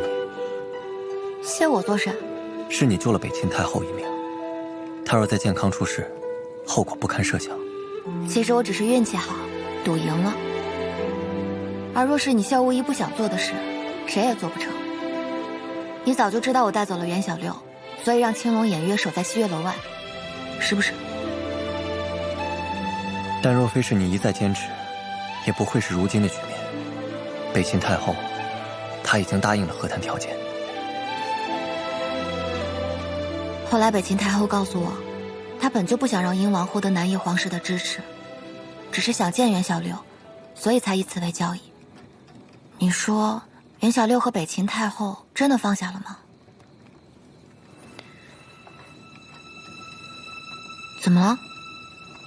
一直他想见你。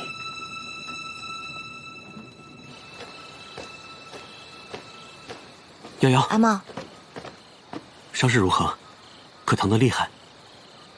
无碍，一点皮肉伤。乐君的婚事总算是推掉了，你们兄妹二人以后也不必再分开了。当我跟你离开健康时，我再替他想想办法。阿茂，我知道你不会走，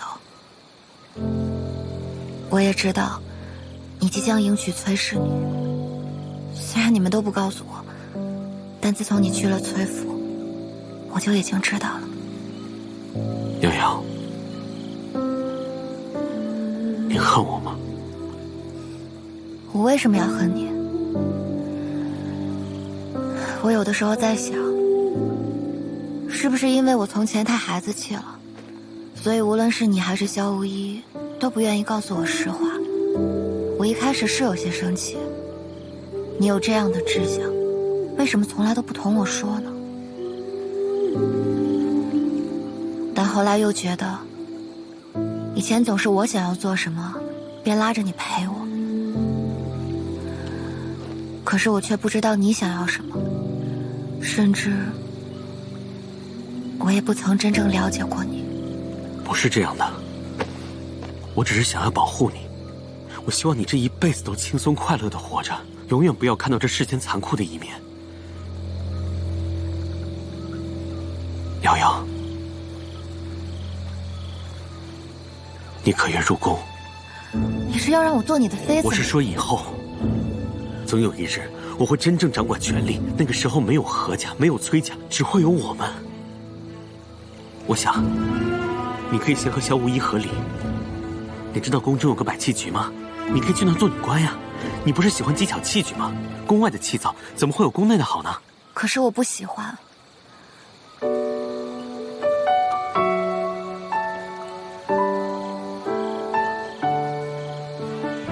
阿茂，这不是我要走的路。我已经长大了，残酷的真相和虚假的幻梦，我想要前者。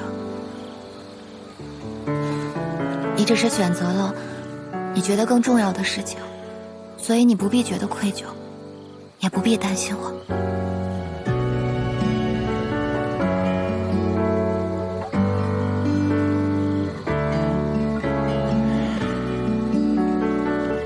所以你还是要走。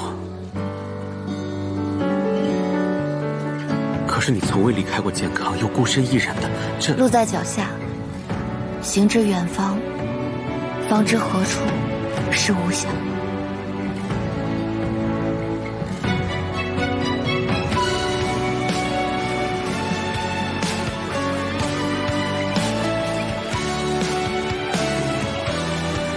看来现在的我还是留不住你。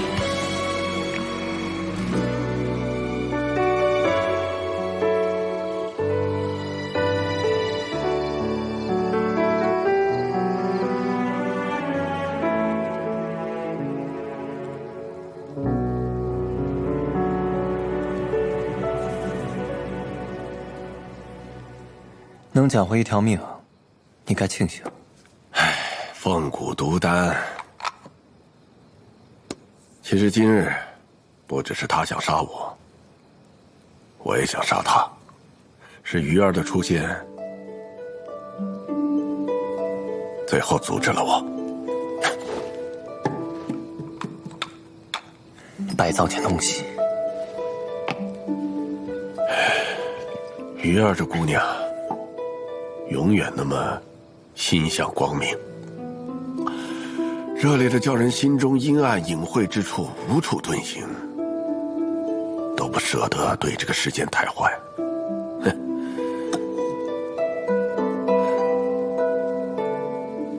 哎，你是不是也因为如此，才喜欢上他的？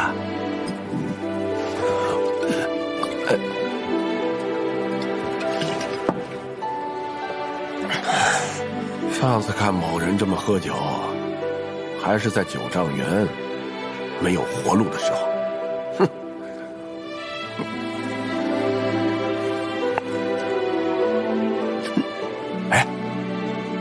今他不准备走了，你和他是不是就有可能？我所剩的时间不多了。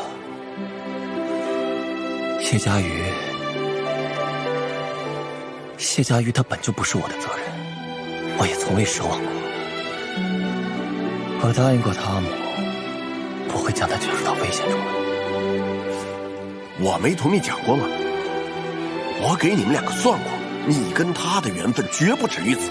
那你们那是……我本就不信天命，若天命留给我的原本就不属于我，那我必要亲自。亲自啥？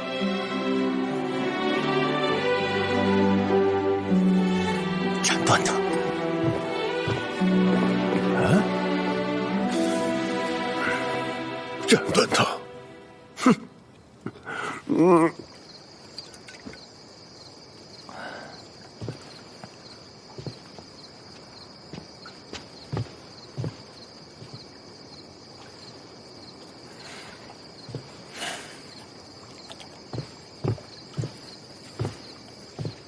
回来了。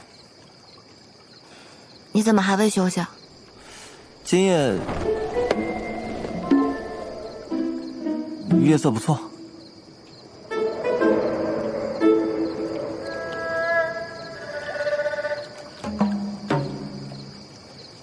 和一只都说好了。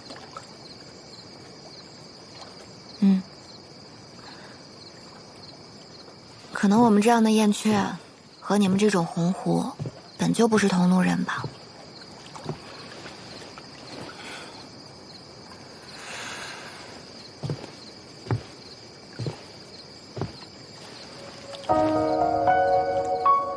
鸿鹄虽有志，燕雀亦有骨。谢家瑜，你很好。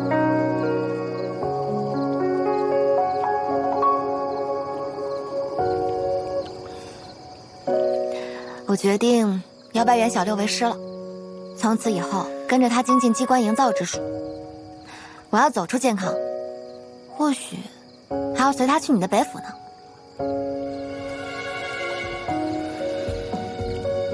小五爷，袁小六的藏风炉我用着可好了，能不能让他分我一把？谁告诉你藏风炉是袁小六的了？那是谁的？我的。那你的藏风炉能不能分我一把？反正你去北京之后也就用不上了。嗯，我想想吧。这还需要想啊？想怎么就不行了？我人不在家，那家也是我的呀。像你这样斤斤计较的性子，怪不得找不到喜欢的人。我府中已有3个妻妾，已经够我烦了。我们3个人和你有1分1厘的关系，你以后再这样下去，真要熬成天煞孤星了。万一你以后牺牲了，都没人替你收尸呢。天地为幕也是义趣，我不需要伴侣，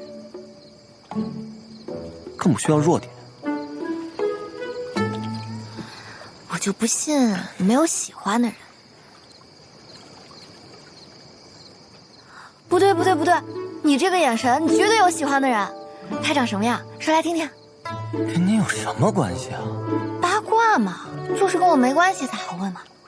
嗯。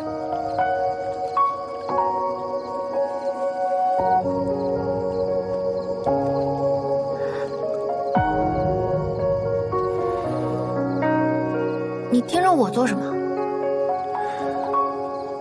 反正比你漂亮，更比你懂事，样样都比你好。不可能，这个世界上就不可能有这样的人。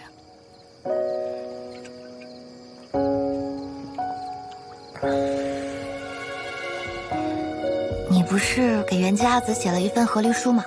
你去北京之前也给我写1份呗。你不是不着急走吗？你要什么和离书啊？别装了，我那天都在书案上看到你的废稿了。你就好人做到底嘛。谁告诉你我是好人了？你先前不是还说什么我会从心底里嘲笑你吗？我怎么可能是好人啊？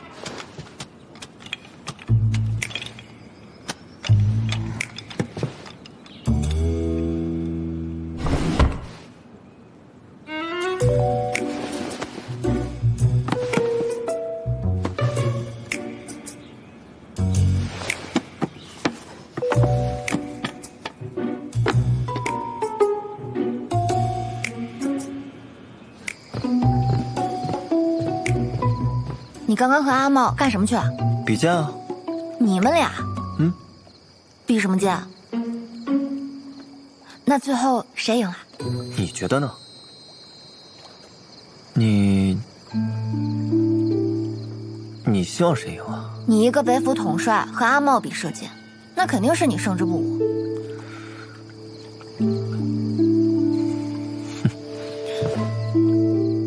我的发带呢？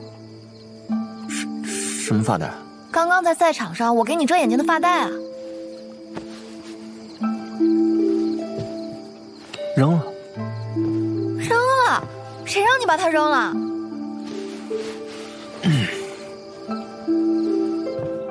萧逸不是说他扔了吗？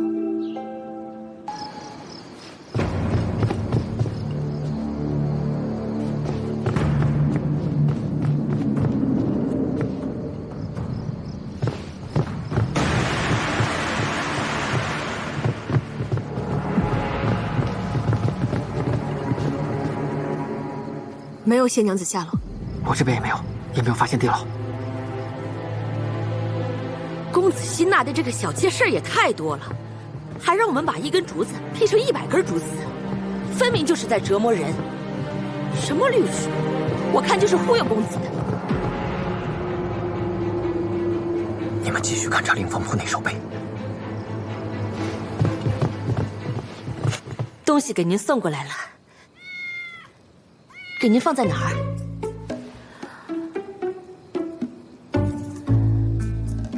你们就随便放这儿就行。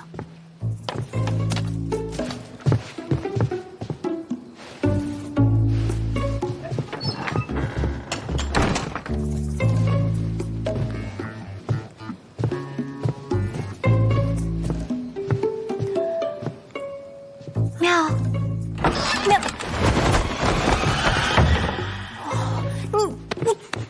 嘘，是我。我知道是你。你怎知我来灵凤铺了？东宫使者阿大还会说话，除了你还能有谁？不过我没想到你这么快就来了。这里到北府怎么着也得6、7日吧？北府得了怪病，与瓜州有关。我来这里的第1日就碰到了南星，他说你让他来找我。哎，我运气真不错。都被抓到这儿了，你还运气不错呢？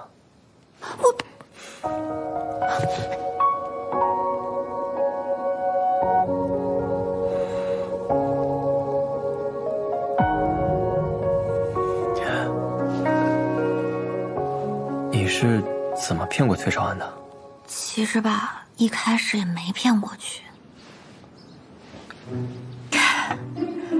既然都被你发现了，那我就跟你直说了。你可听说过昔年曹魏设立发丘中郎将，我等皆乃摸金校尉传人。啊？摸金校尉第6代传人，正是在下。啊？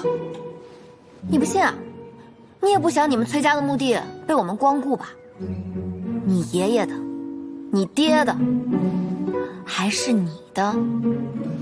我跟你说啊，我们这摸金校尉啊，别的没有，就是有耐心。我以后我等个180年的，我跟你说，我把你们家全挖了，全。停，小丫头，你不会当我傻吧？哎，行吧，行吧。我承认，我是看见你们家在开私矿，但这道上的规矩我懂，我这不该说的呢，我一个字儿都不往外说。但你知道咱们倒斗的，见者有份儿吧？是不是？你怎么还不信我呢？你们家矿上最近有没有人突然晕倒、暴走，或者是癫狂？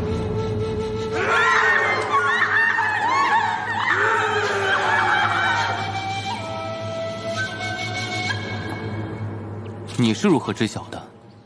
那我知道的可多，水的问题。你想解决吗？我可以帮你。小妾，又是怎么回事？就是一个由头而已嘛。那我答应帮他制造绿水，这不是正好能拖到你来了吗？是你要南星来找我的？我刚才不是已经说过一遍了？为何呀？这里明明离健康更近一些。那你不是会武功吗？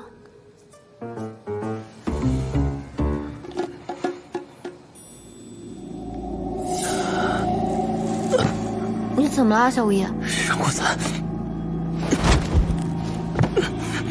小五一，你别闹了，你能中招，那我怎么一点事儿没有？你又不会武功，当然感觉不到了。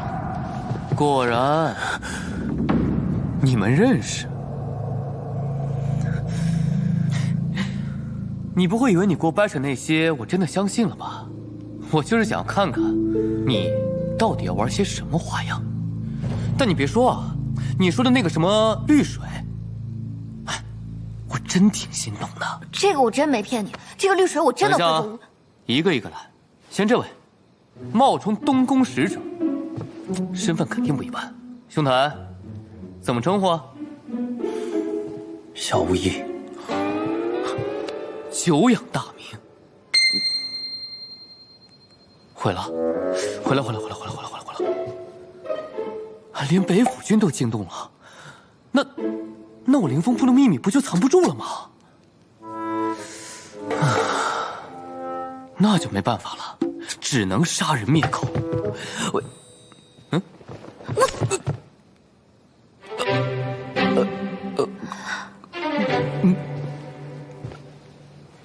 他怎么话这么多呀？所以把他嘴给封上了。他身体也动不了了。这是我跟蕊生阿紫学的，把他的经脉都封锁住。现在他除了眼睛能动，其他地方都动不了。厉害！你跟蕊生学了多久啊？第一次查啊？我就看过那么一次吧。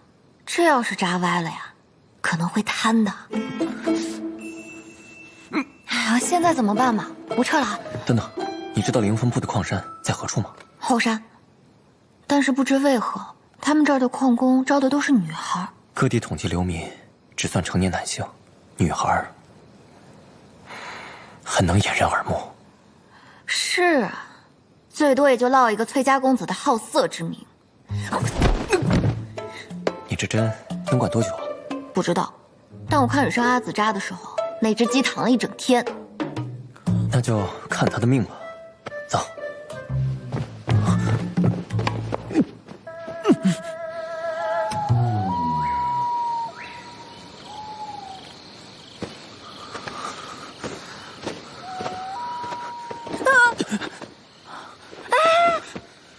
没事吧？到底谁扶谁啊？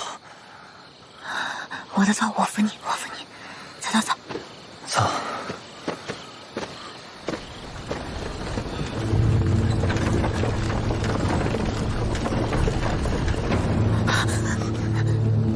别怕。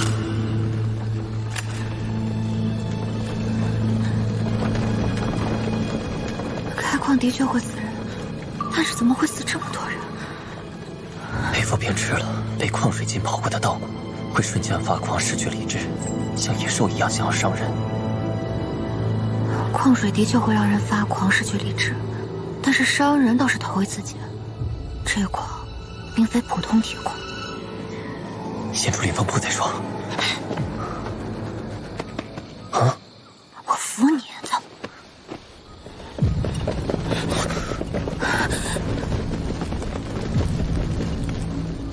将军这是要上哪儿去啊？崔女郎。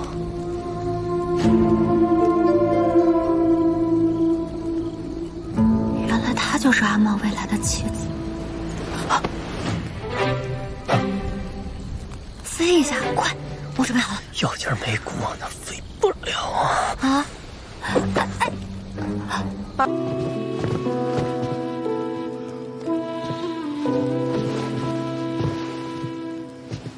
世子，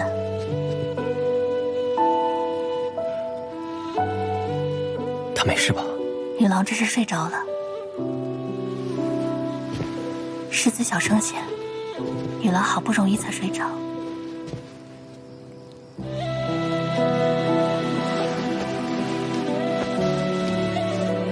女郎熬了好几日，世子为和蕊夫人担心女郎大病初愈，身子熬不住。刚才世子妃端了碗安神汤来，骗女郎说是参汤喝下了，眼下终于是睡着了。在这里睡怎么能行？我抱她回去休息。回哪儿去啊？女郎。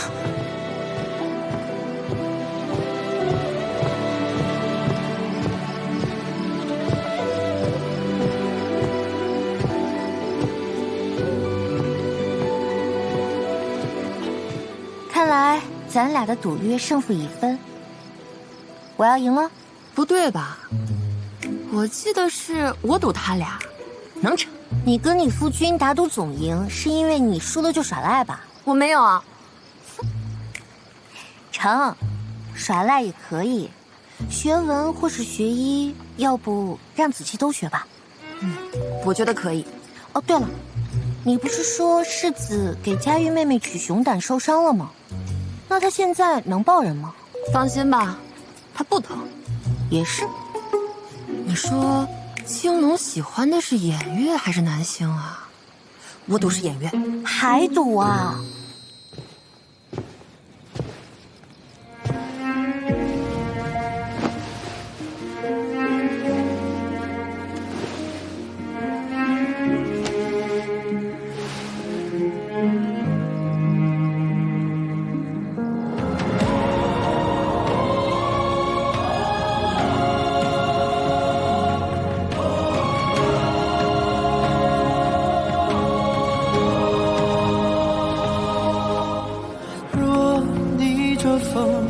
代价为何？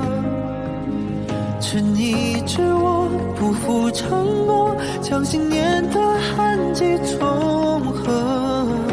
这一程有多长，我只愿与你同往，哪怕生死之间走一趟，不能忘。就让我奔赴你的方向，是属于我的守望。一生匆匆，却唯独你与我炙热的天光。就让我燃烧一生愿望，拉住你的手掌，光阴距离不可阻挡，两颗心同去同归至天荒。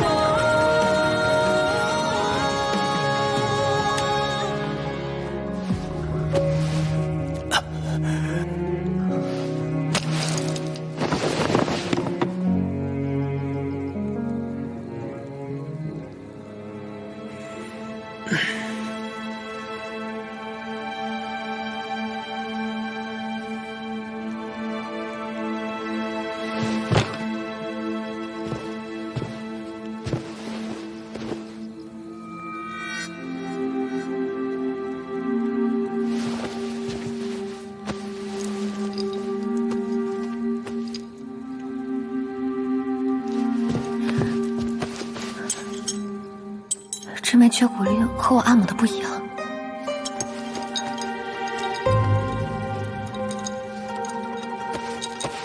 不在他这儿，那么为什么松了口气？郡主的缺骨令不在我的手上，不是我杀的郡主，是别人，是谁呢？谢家玉，你这么聪明，心中早有猜想了吧？除了我在郡主身边，能下手的有理由下手的，你心中还剩下几个嫌疑人？不是我，就只能是他，或是他们。你该愤怒，或生气，或疑惑，但你为何偏偏松了口气呢？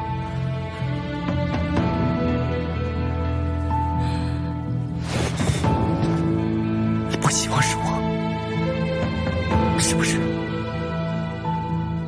瑶瑶，你为什么不希望呢？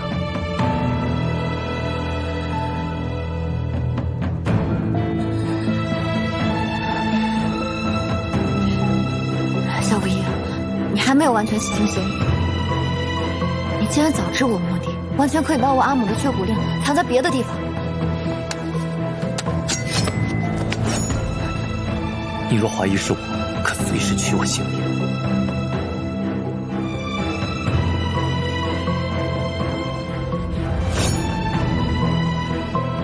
你以为我不敢吗？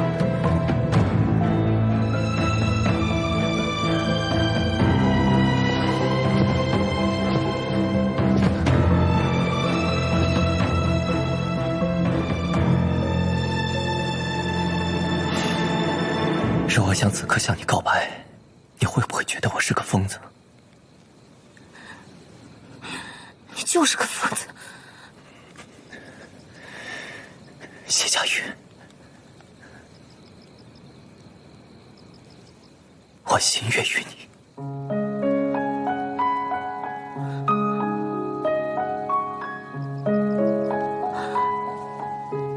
我知道郡主于你而言的意义，我不会伤害我心上人的母亲，绝不会。情深几许无息，夜里是未解，凭此生不可作别。如梦啊，一刻入心间，寸寸相思牵扯不可说的谎言。受伤了？怎么回事啊？我记得在凌风铺的时候没有这个，什么？漫漫流年，情字生结为情所愿，偏揽书中情话，得来终却浅。缓缓岁月，执手相拥，写作誓言。莫问归路，只求余生能与你并肩。一生一人，匍匐拍手为情所愿，皆如情之所愿，等来终可见。朝朝暮暮，只需一人，岁岁年年，只生历经烟火人世间，只生历经烟火人世间。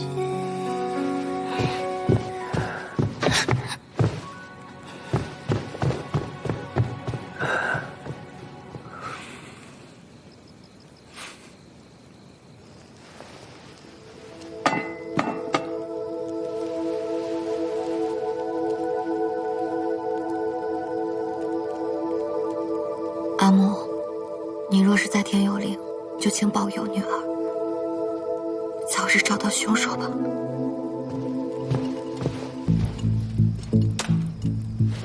有人出手了。谁？本阿兄，我们去见阿爹吧。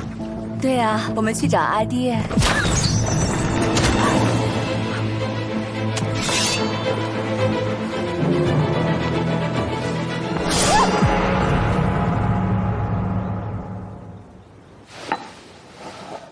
弹劾你的折子快堆满御史台了，你还压着崔俊不交啊？囚车在赶路呢，下雨了，滑坡，山路走得慢。你别跟我扯，我早就知道崔俊到了健康，只不过被你秘密关押起来。交不交出崔俊，世家弹劾我的奏折都不会少。崔氏案你只是人证，顺便押送崔氏罪囚。到了健康，你就得提交到大理寺。难不成你真想私吞雀骨令和崔家矿产？郡主的死真跟你没关系？哥，哎呀，这不是我说的，是如今在朝堂中有所传言，说郡主的死并非意外，而是你为了夺令蓄意谋害。你若再不上交崔俊，恐怕再过几日，谣言会更加离谱。世家虎视眈眈，就怕揪不住你的错处呢。崔俊还没有交代出破解雀骨令的办法，还不能交。颜月说，无论是祝由催眠还是毒药刑法，他都没有开口。北秦太后培养出的暗探，果真是个人物。怎么你来报？颜月呢？哦，怎么了？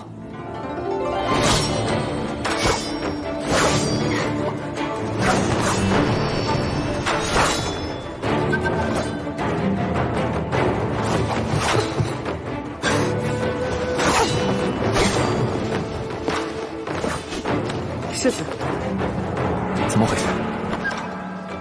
谢娘子说要勤加习武，哪怕是校期一搏先好。早膳用了多少？未曾。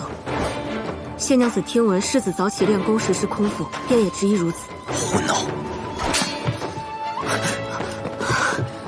佳玉，佳玉，你想饿死是不是？发生何事？没什么事。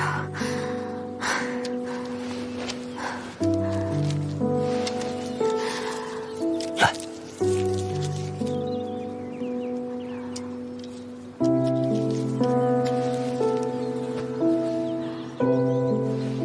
习武非一日之功，你若真心想练习是好事，但也需循序渐进，而非一日千里，知道吗？我只是想给身体找点事儿做，好让我的脑子停下来。谢佳玉，别再糟蹋自己了。你不是说你心悦于我吗？那替我杀人也可以吗？郡主刚刚去了，但你若不能让自己精神起来，没有人可以对你的人生负责任。你也不行吗？我可以替你杀人，但我无法替你迈过眼前。你已经知道是谁动的手了，是不是？不好了，世子，崔俊被人劫走了。什么？劫走他的人还在墙上落款说，奉的是文熙太子之命。不可能！这几日你别出府，知道吗？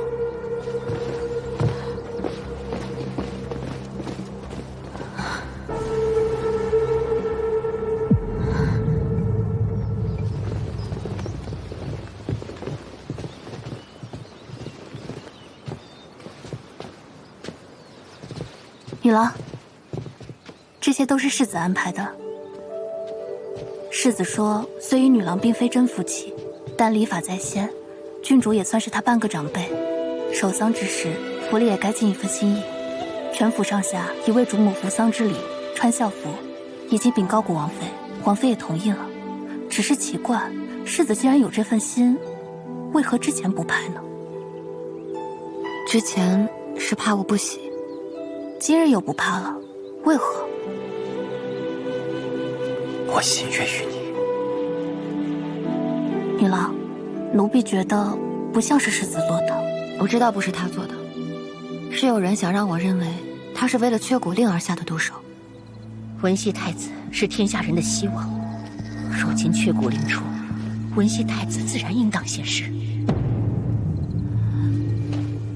乐君，你在此处做什么呢？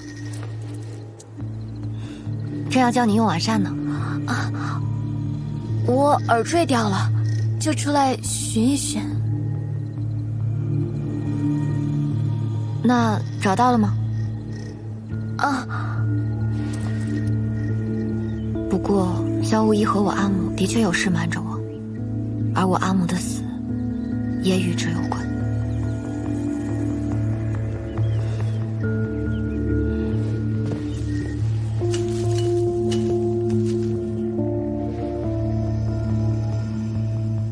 一切都是因文熙太子而起。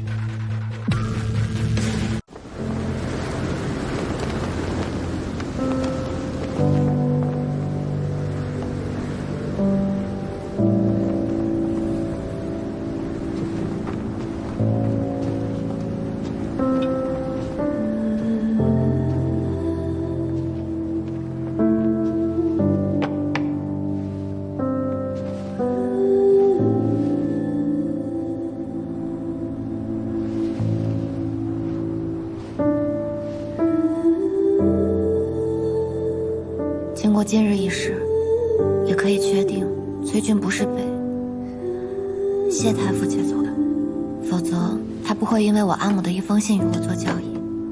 崔俊若是在他那儿，他想要知道安禄之案的真相，可以直接拷问他。知道你的小脑袋比从前好用很多，但他现在需要休息了，别想了。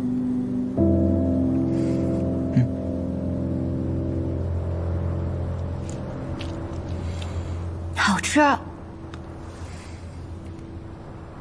从前行军时只能吃饼或者肉干，偶尔寻得野菜，便能解解馋。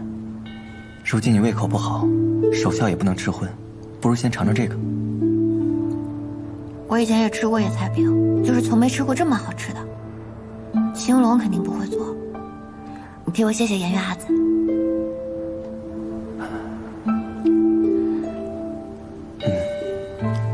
好。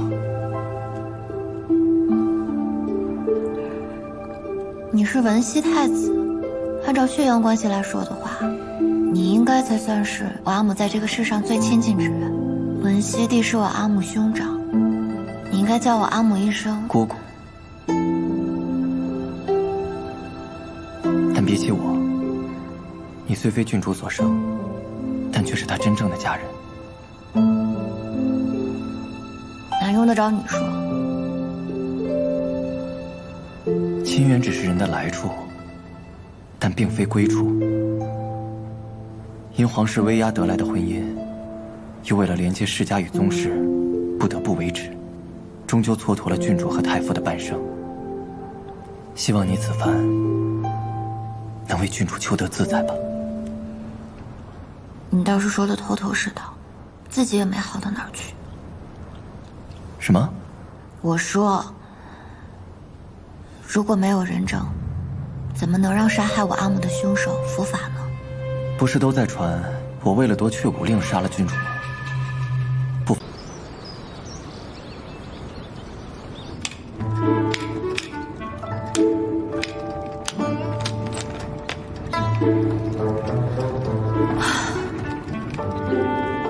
南星，把我那把短刀拿出来吧。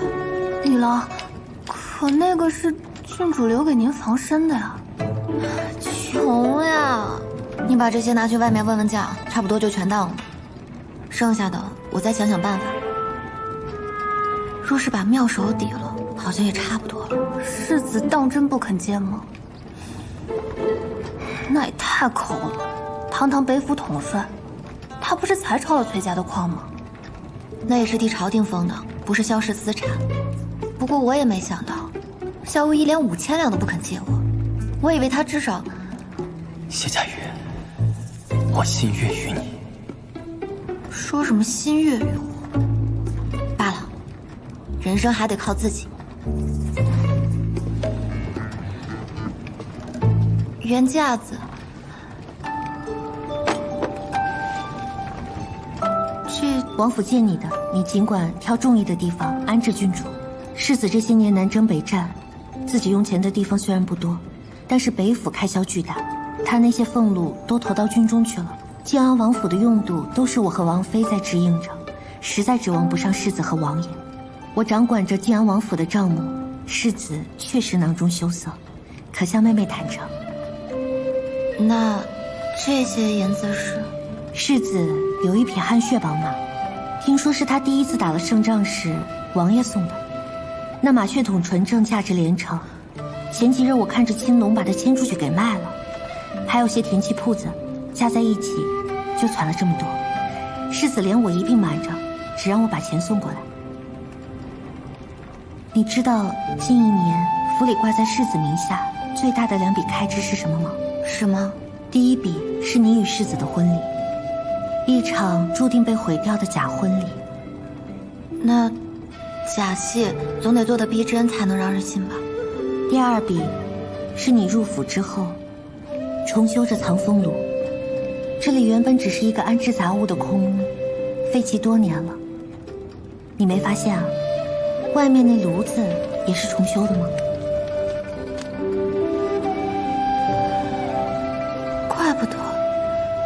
怪不得和我家里的这么像。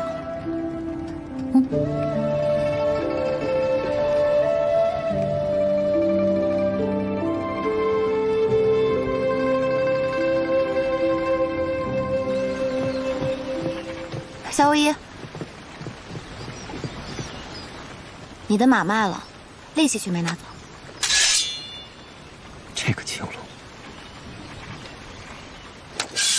可我想要的不是这个。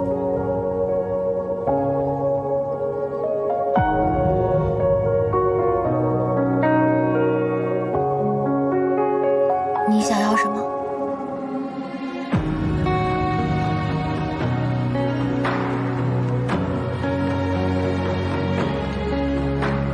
不告诉你，我不想让你觉得这是个交易。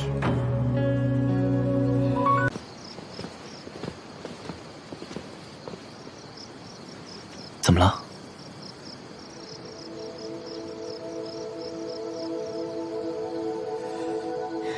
从前阿母就不带我入宫，她说宫里没什么好玩的。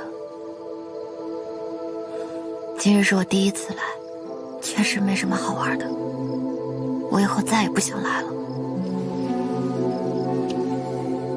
好，那就不来。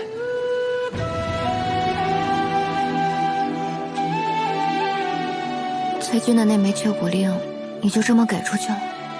怕什么？我既然敢给出去，就拿得回来。先把崔家的矿拿到手。回家。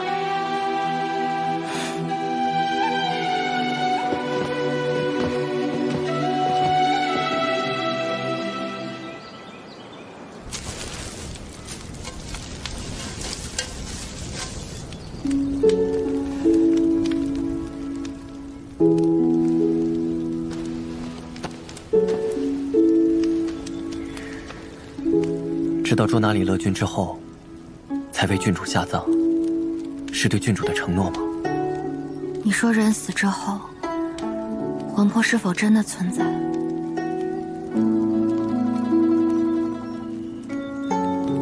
他会知道的。只要你相信，他便存在，也会知道。你便是这样纪念你的父皇母后的。我说错了。我从未见过他们，但也会好奇，就像是你听话本子，你也会想故事里的那个人与自己有哪些关联。但这世上之事，没有亲身经历，便无法感同身受，所以谈不上纪念。是萧家给了我所有，我手中的权力，所守的志向，所念的情谊，所背负的使命，或荣或辱，这些都与文熙太子无关。寻找缺骨令也是为了他背后的矿藏能造出火棘离，为大业所用。我所选的路，从来就不在庙堂之上。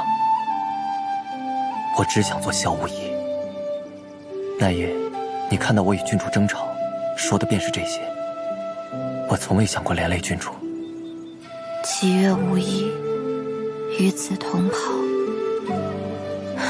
我懂了，怪不得阿母说你取了一个好名字。可现在崔家倒去，我阿母已故，活着的只有萧家。你执掌北府兵，靖安王府会更受忌惮。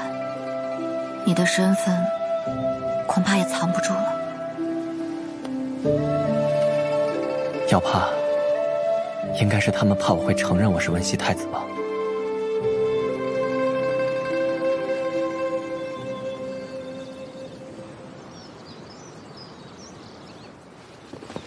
世子弟弟，谢家姨母，你们回来了。今天做了姨母最爱吃的野菜饼。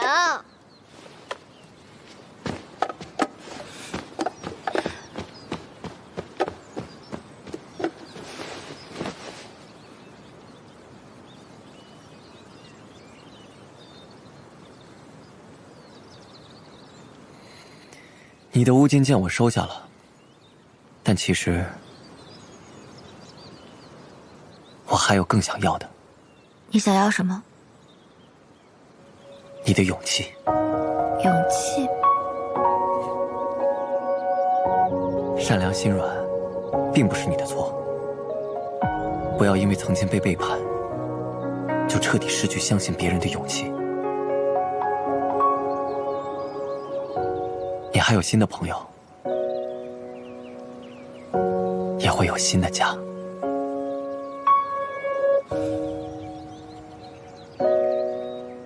其实，在入灵风铺之前，我并不曾见过真正的疾苦。我在谢家长大，得阿母养育，只是婚嫁不自由，便以为自己饱受束缚。后来才明白，这世上不存在真正的采菊东篱，悠然南山。师父曾问我，江湖在哪儿？天涯又在哪儿？如今我明白了。古来乱世皆如此，宴乐之下皆血泪。人活着已是不易。好，我答应你。我依然相信。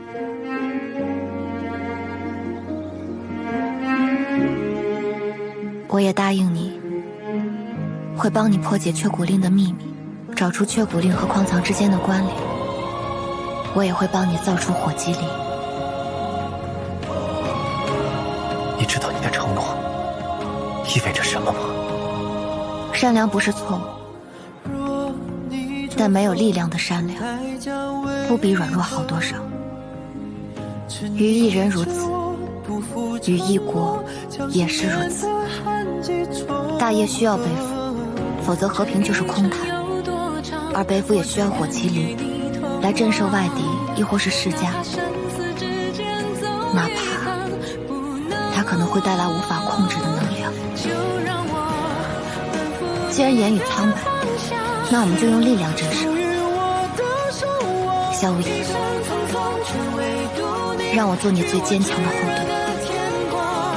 我与你同途。拉住你的手掌，光阴距离不可阻挡，两颗心同去同归，至天荒。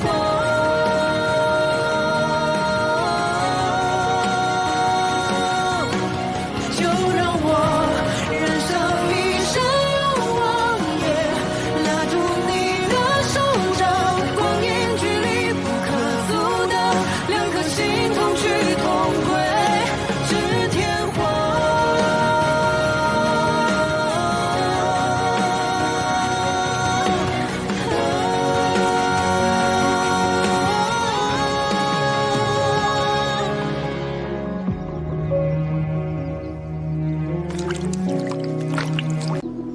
萧世子，太后这是生气了，不仅是因为您今日剑指齐王，破坏了微臣的规矩，更是因为您和谢娘子犯了欺君之罪。哪儿来的欺君？谢娘子，齐王殿下已经交出了第3枚雀骨令，他那一枚正是李乐君从郡主那儿拿来的。那宫宴那日出现的雀骨令又是哪儿来的呢？您和萧世子为了捉拿凶手，连太后都敢利用，这难道不是欺君吗？萧无一，你可知罪？禀太后，那日的雀骨令的确是文熙皇后授予臣父，再传给臣。为揪出凶手，臣利用太后，臣认罪。但谢家与魏母心切，并无恶意，所成冤情也非诬告，还请太后开恩，臣愿替谢氏一并领罪。好一个情深意重，那吾就顺了你的意。他的板子你也一并领了吧。谢太后。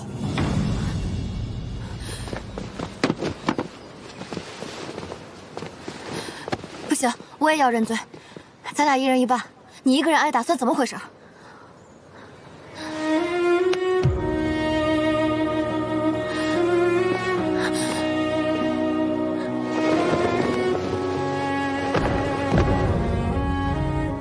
来吧。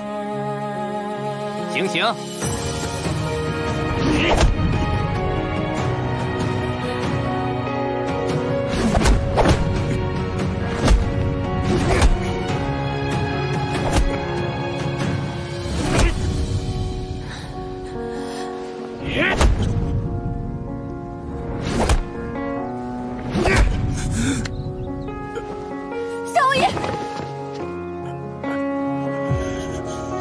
谢娘子，你要是阻拦，就不只是欺君，还有抗旨。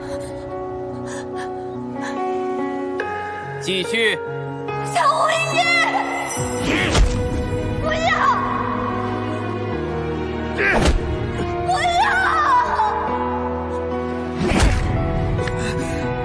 你可知何为君臣？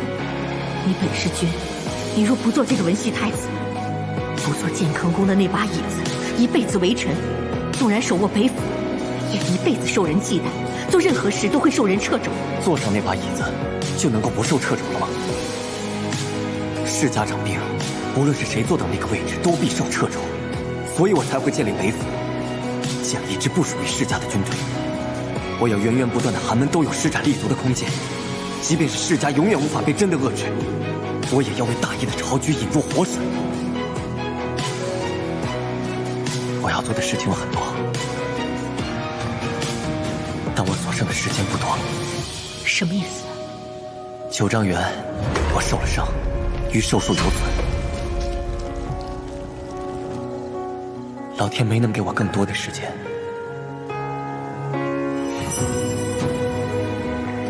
天命于25年前就不在我所求的也不是那把椅子。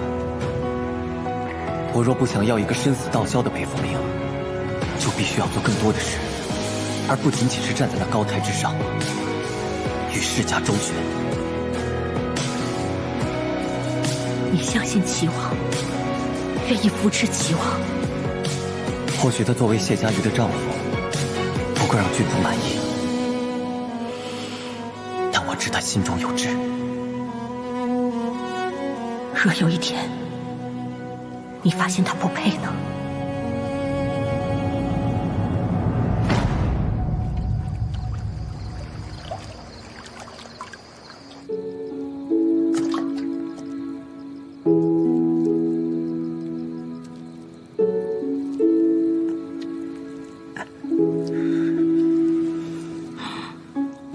你日后行事能不能稍微顾及一些自己？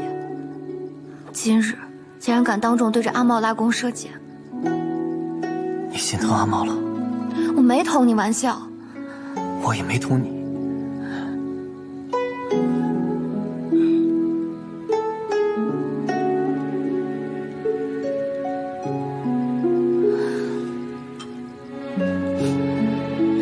从前，我听说过许多你的传言。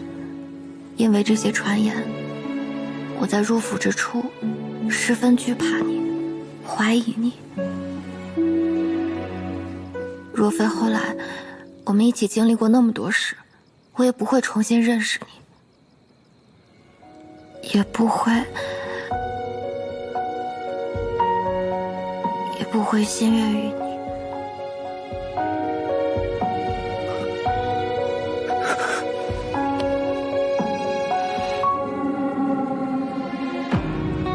说什么？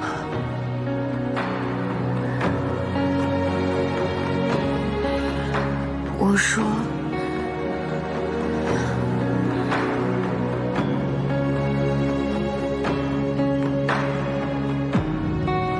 夏无义，我心悦于你。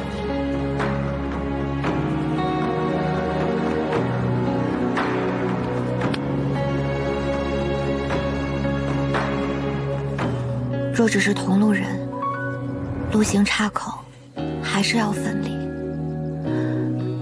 小无义，我不仅想与你同路，我更想与你同轨。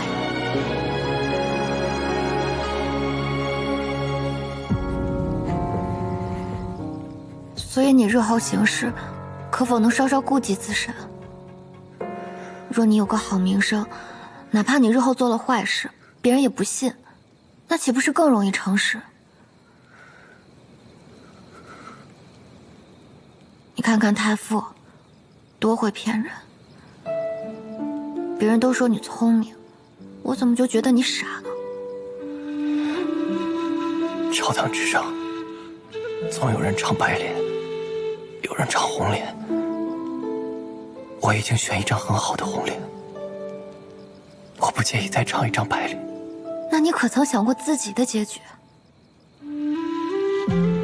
我虽不爱看书，但也看过不少画本子。像你这样爱唱白脸的臣子，古往今来，可没什么好下场。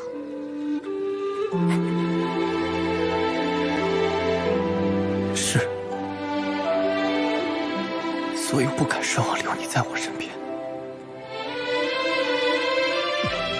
若我非要留下来了，你能不能顾及些自己？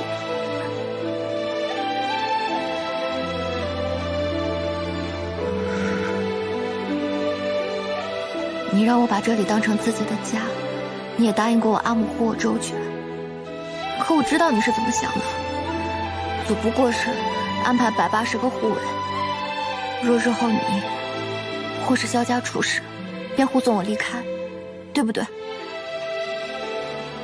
我不要这样的依靠。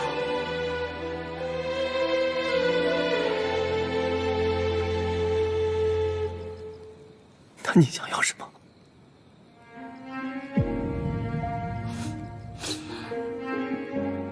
若我不想做萧大魔头的夫人，想做英雄的夫人呢？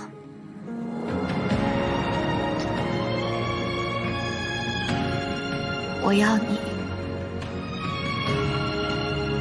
长命百岁，现世安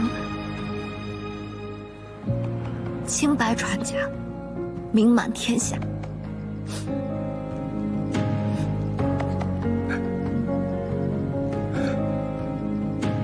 你这是在为难我。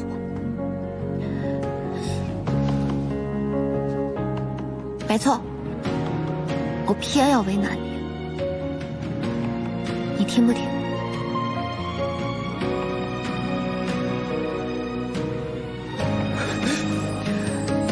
就让我奔赴你的方向，是属于我的守望。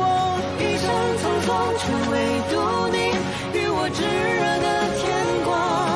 就让我燃烧一线愿望，也拉住你的手掌。光阴距离不可阻挡，两颗心同去同归，至天荒。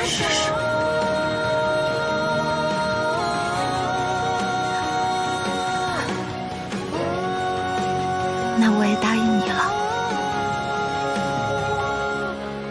偏爱你，相信你，以后把这里当成自己的家。与我炙热的天光，就让我燃烧一生愿望，也拉住你的手掌。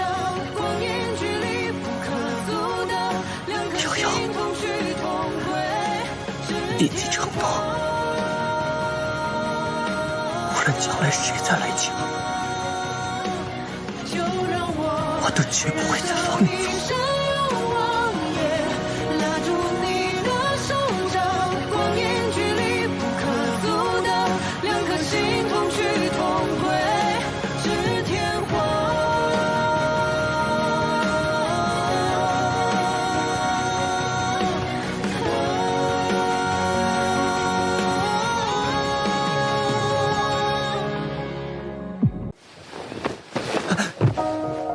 夏无义，你要学会索取。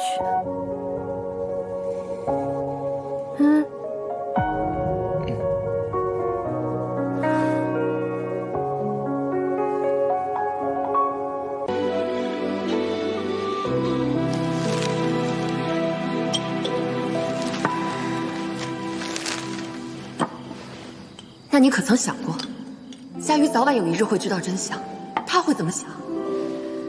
说你的病情提前恶化，连3、5年都没有，他游历归来发现你已经不在了，他会不会恨你？你说是吧？夏无义，我跟你说话呢，听到没有？什么？我说，苍山离北府的云中岩很近，我若是经过，可借宿否？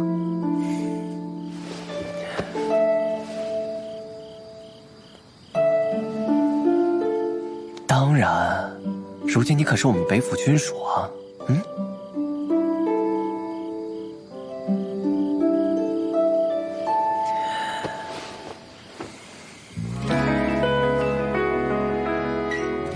你可要记得写信啊。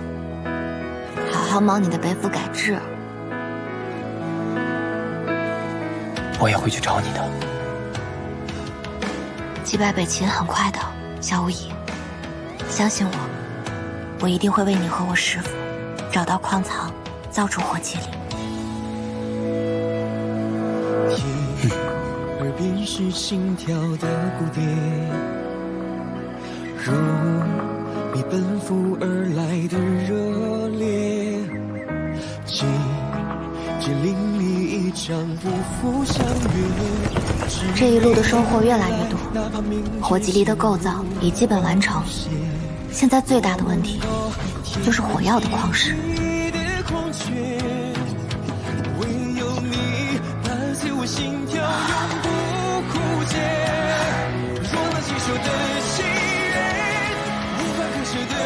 北府的夜比健康了，佳宇这个时候会在干什么呢？他已经到苍山了吗？火麒麟的研发怎么样了？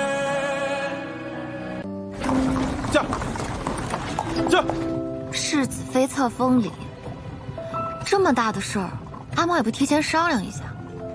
不过我没想到，阿禅居然成了宫嫔。我也没想到。其实册封礼也不算什么大事吧？这还不算大呀，这一套流程走下来，比婚礼还麻烦呢。我还以为你会高兴呢。高兴自然是高兴的，只是有点太突然了嘛。自家的家里没你想的那么复杂，只是没想到一直重新打造了印玺，着内廷李健筹办册封礼，这样也好。我答应过你阿娘，不会将你卷入我的漩涡中来。我已然食言，既然无法避免，我就必须给你最坚硬的铠甲。正式册封，有了印玺，往后靖安王府的一切你都可以调遣，没人能欺负你。这靖安王府里，除了你，有人欺负我吗？好像没有。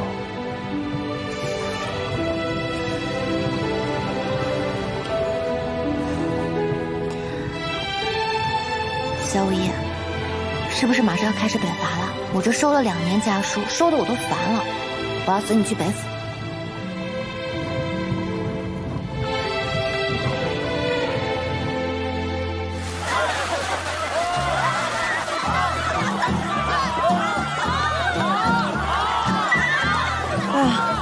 笑得我脸都疼了。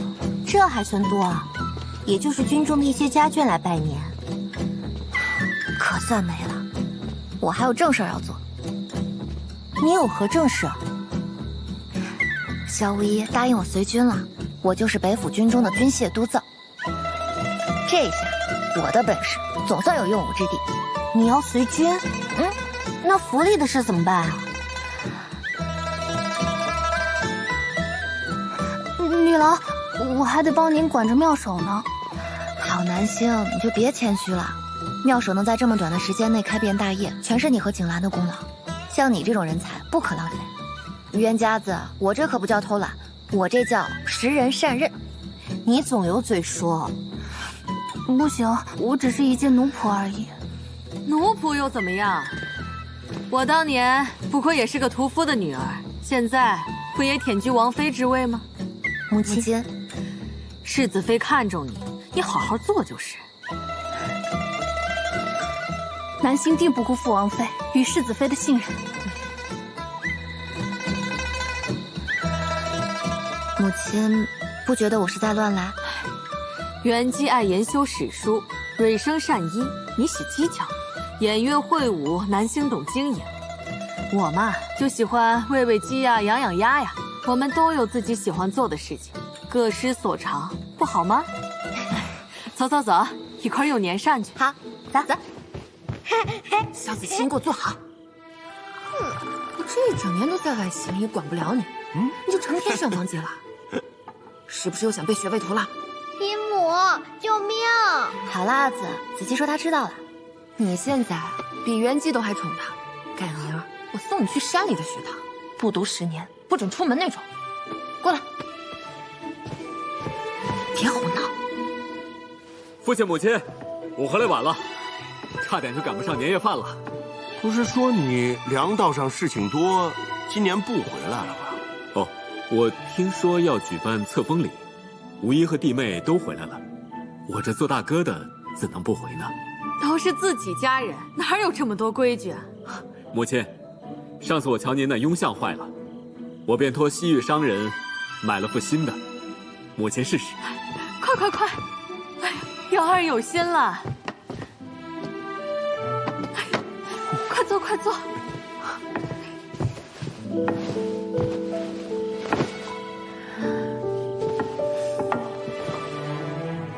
大哥，元姬，妹妹，今年是我们萧家人丁最齐全的一年，来来来，大家一起新年贺岁，福寿安康。新年贺岁，福寿安康。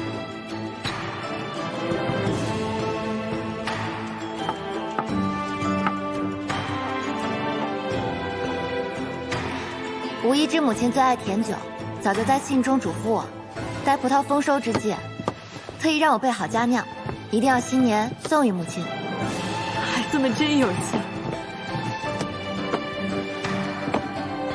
好，想当年你们母亲那是出了名的酒罐子，那今夜我就陪你们母亲好好的喝一喝，好不好？好，就当陪我阿母一起赏赏这美酒。东宫赐菜，靖安王府众人领菜接旨。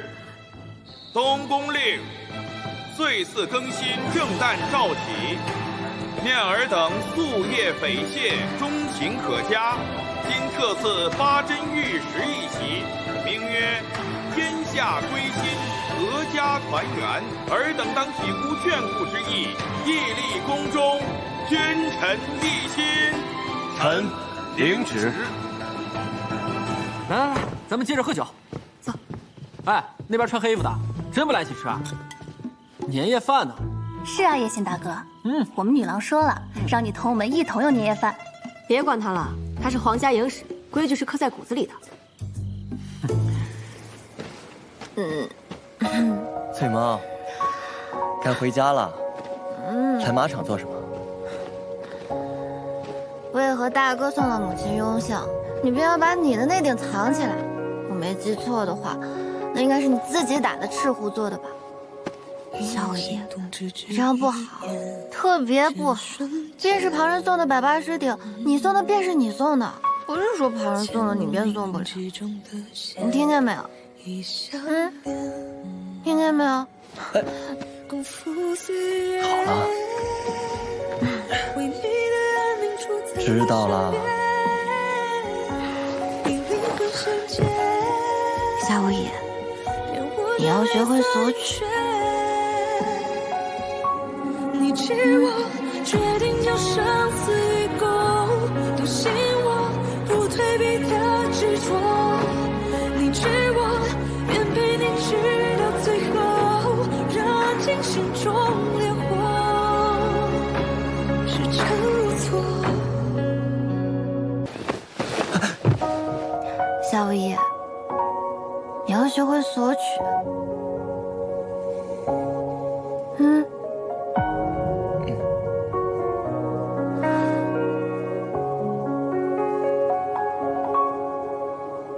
一念心动，只只一眼，这瞬间。夏无野，你听见没有？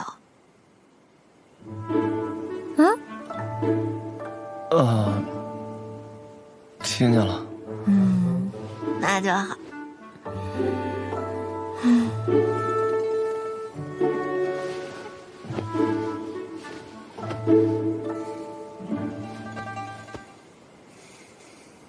你真是喝醉了你。我没有，我还有年礼要送给你呢。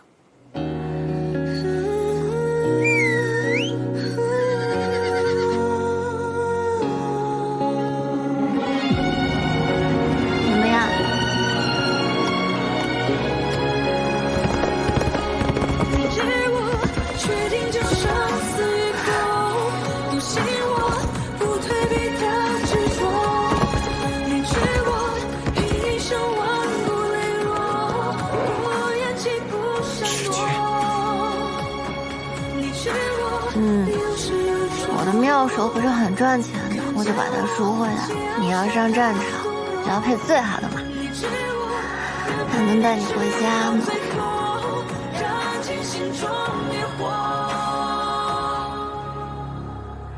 瑶瑶，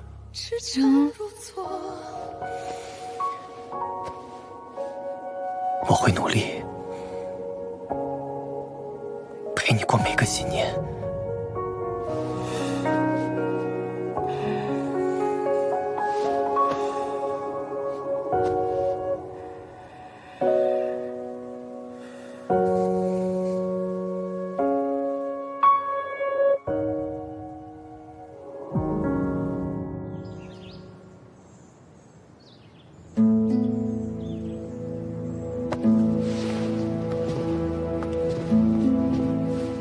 等等，不带这个。古有个和田白玉的玉冠，是瑶瑶送给我的。今日是她册封的大日子，我想戴那个冠礼。诺。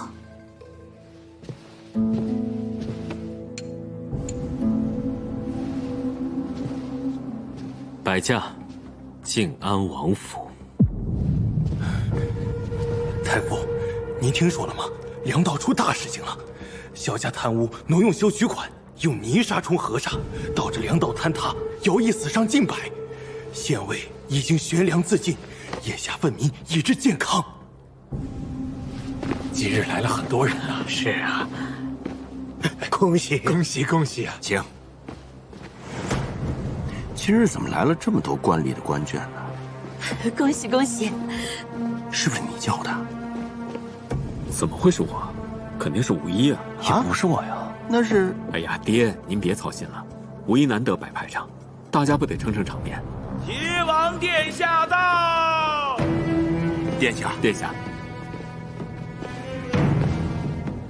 恭喜，没做过祭事吧？哎，殿下来的正好，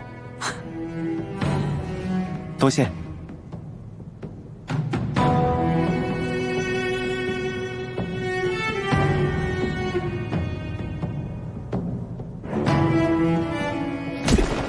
从今往后，你我之间再无兄弟，只有君臣。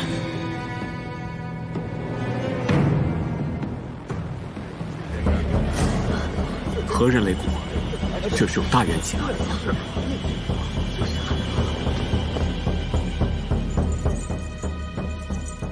有人敲登闻鼓，登闻鼓，民有大冤，敌军来犯，敲登闻鼓。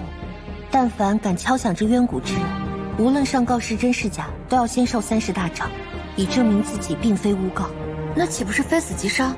所以，若非真有冤情，谁都不会自寻死路。近日朝中定有大事发生。开始了。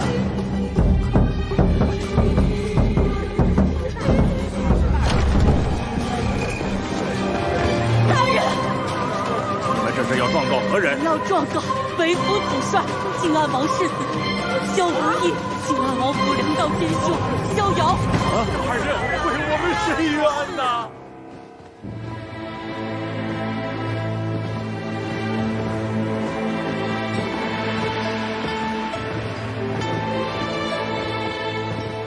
及时到。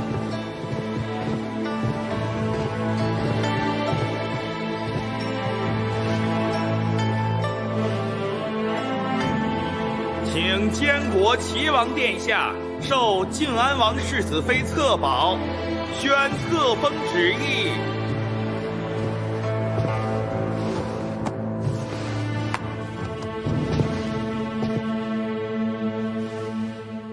报！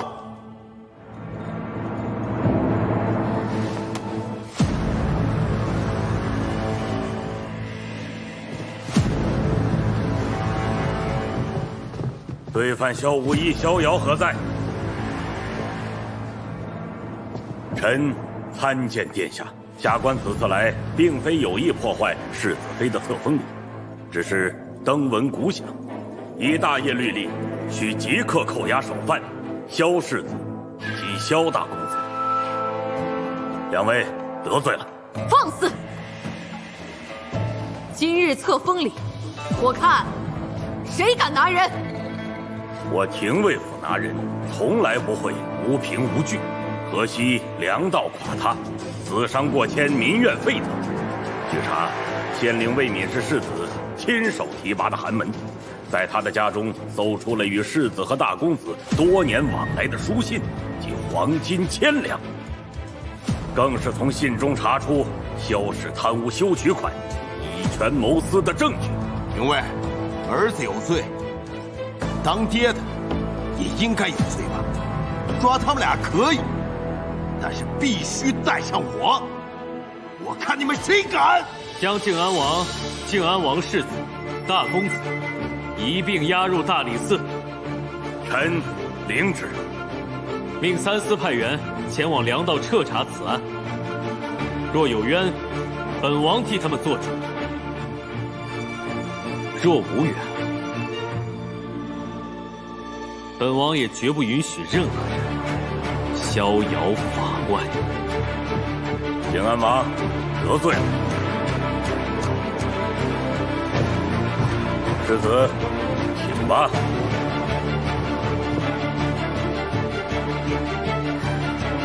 别担心，我会回来。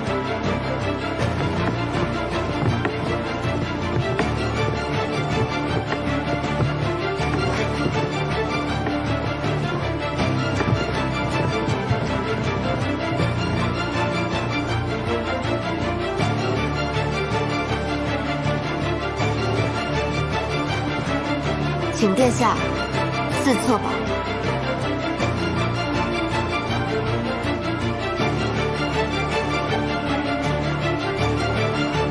请殿下加礼。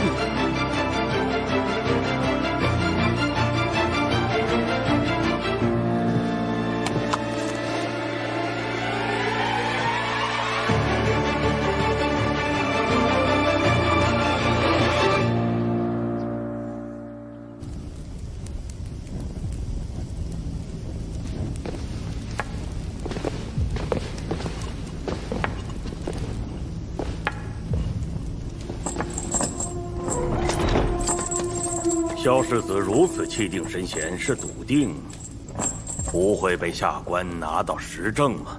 王府有本账册，记录了曾经想要向本世子行贿的各路官员名单。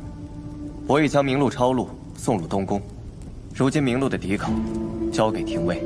若真有此册，方才为何不说？今日大庭广众之下，登闻古迹象，廷尉也是受民心所托而来，是真是假，都要大理寺走一遭才能服众。不来，伤的是廷尉之名；而我来，赌的是廷尉的能力。如此说来，我还要感谢世子才对。还有一事，望廷尉斟酌。世子请讲。素闻廷尉酷烈不阿，而我复年迈，我兄长腿疾甚重，熬不住刑罚。况且监修粮道所有政令皆是我下达的，严刑拷问，我愿替父兄领受。萧无义，你不用护我，我敢进来就不怕刑讯。年什么迈呀？我比他们俩都硬朗，要问问我。诸位放心，若查出此事乃是诬陷，下官一定会还靖安王府一个清白。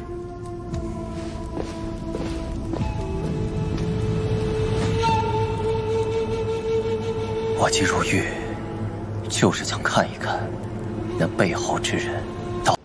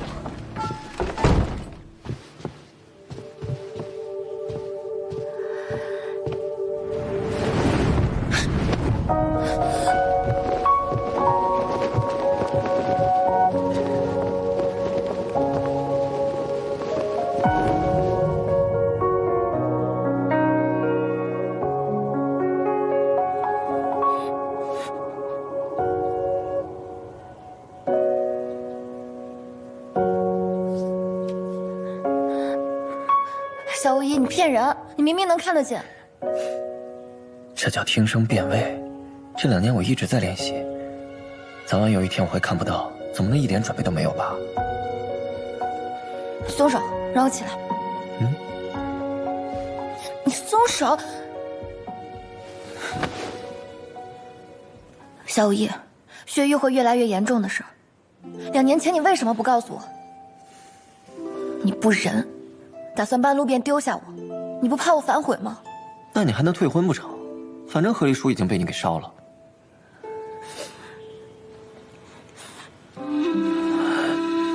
你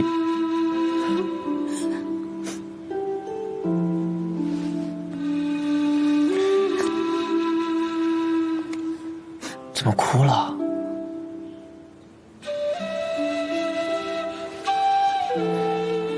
这血瘀之症无法医治，即便是我告诉你，也只是徒增你的烦恼。可你若是早点告诉我，这2年我便不会离开你，我也不会没心没肺的以为我们还有很多时间。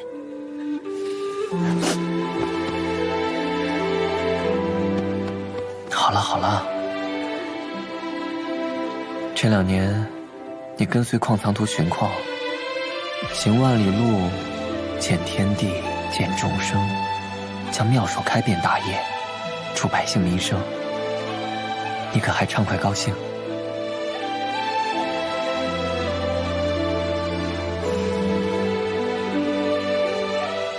你高兴快乐才最重要。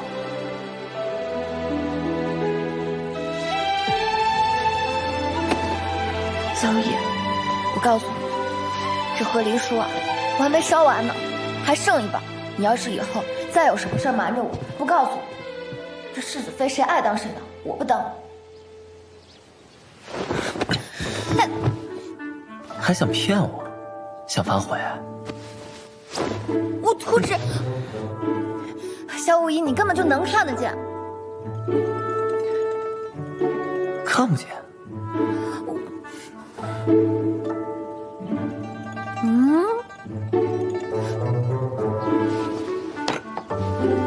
子期，你听阿娘的话，以后若是碰到像世子爹爹这样的人啊，就离他远一些，免得砸了自己的招牌。世子爹爹是什么样的人啊？为了哄女郎开心，把绝症说成风寒，不知保养，心里没半点数的人。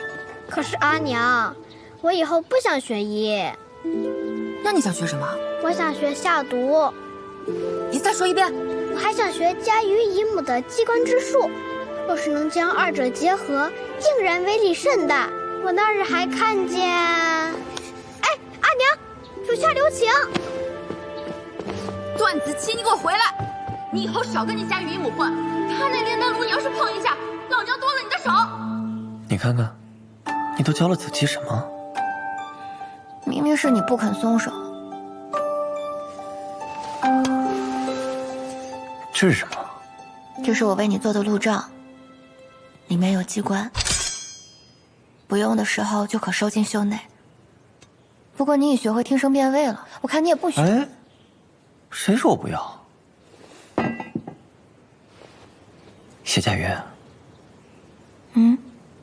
其实我在狱中写的和离书是假的，我从未想过要与你和离。我知道2年前，蕊生告诉我，有一种法子可以清除我的血瘀，但风险极大。若是失败了，我可能随时就会丢掉性命。但为了改制，我放弃冒险。对不起，你说我自私也好，无耻也罢。即便是我知道我注定要辜负你，我也绝不会放你走。若蕊生阿紫知道你不好好休息，还流眼泪，又敢骂我了？他不敢，你可是我的世子妃。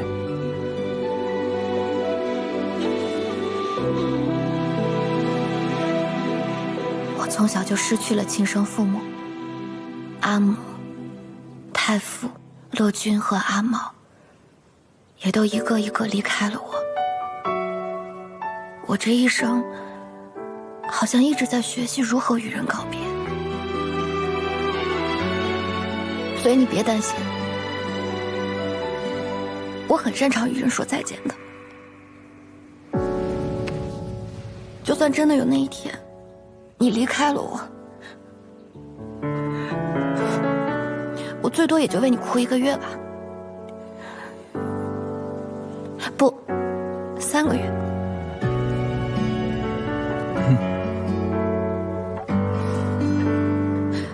我只要你答应我一件事情，便不算你违背承诺，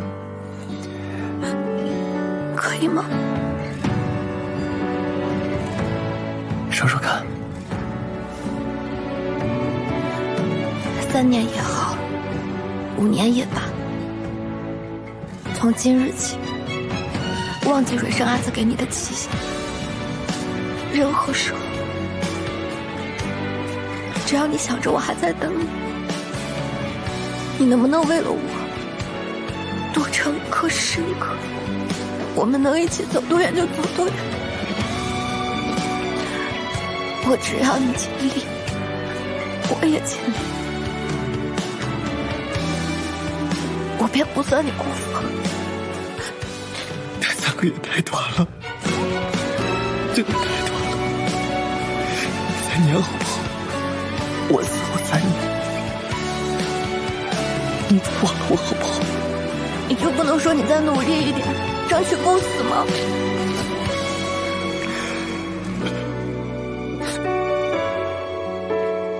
好。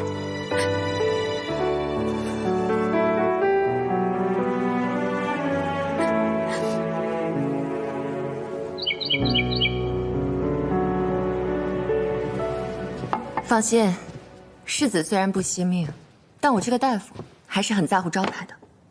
我会尽我所能，让他活下来。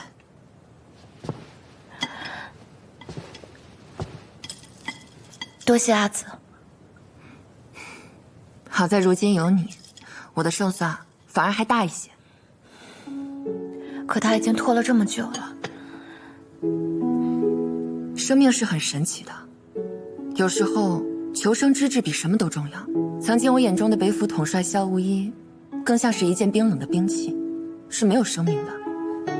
他几乎为这天下付出一切，明明是天下为己任，但却好似从未留恋过这天地间的一草一木。直到遇见你，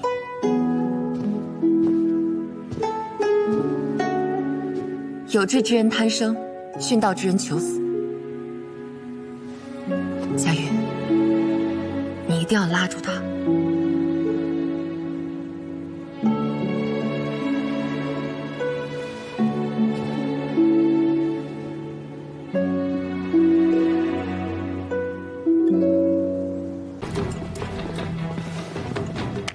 你连夜出城，即刻赶往驿站，务必在齐王的人来之前告诉他健康出事了。好。不过现在四方城墙下肯定全是伏兵，这次出城，你9死1伤。以一敌百，可能打不过，但肯定能跑得过。只是我若出城了，城内可就无人可用了，到时候您的安危……放心，是，我会保护好世子妃的。你也是皇家营士？不仅是我，健康城内还有很多像我这样的人。我们都是当年奉命保护文熙太子，但文熙太子从未启用过我们，他只希望我们好好生活。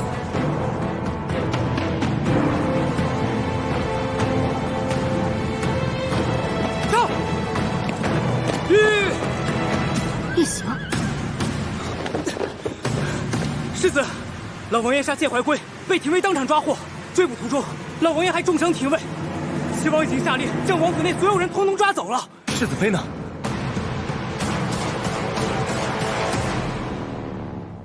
何源，你并非御史，上谏非你之责。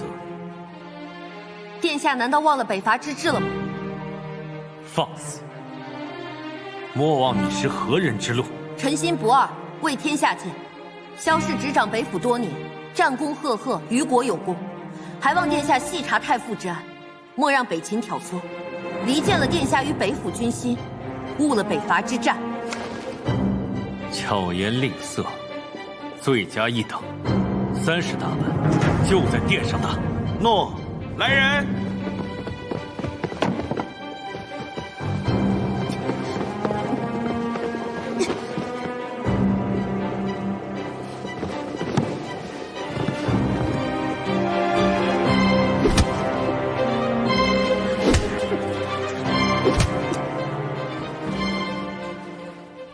当年上京沦陷，有多少大业子民沦为北秦奴隶，过着猪狗不如的日子。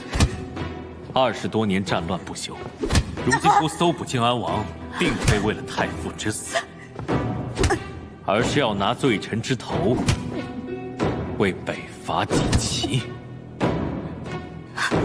你们是否怀疑姑的身份？姑都不在意了，因为姑要做的是让天下人都看到姑的决心。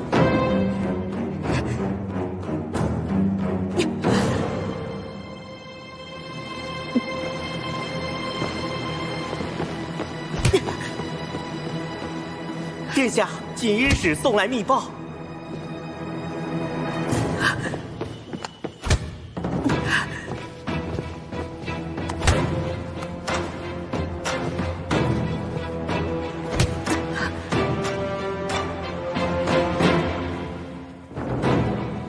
念，在春考榜首面前，大声的念。诺。请接10里烽烟急报，北府黑旗一队星夜兼程，直趋健康，其势甚急。距玄水已不足20里，渡水在即，望速备防，勿使有失。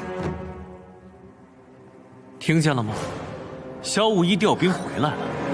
北府改制后，无中书旨意，各地守兵不可擅离驻地，这是萧无一自己定下的军规，他却自己犯。你还要再替他求情吗？拿着这封密报，自己好好的看。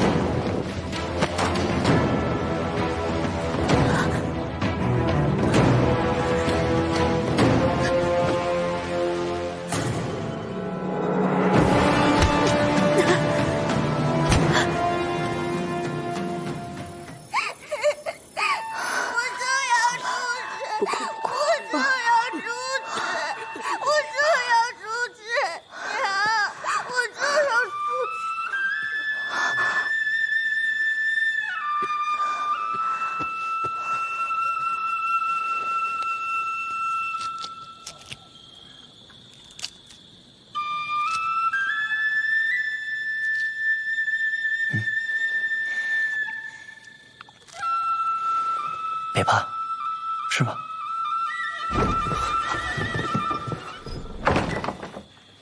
怎么样？刚刚叶青送来消息，黑旗过了玄水，就再无音讯。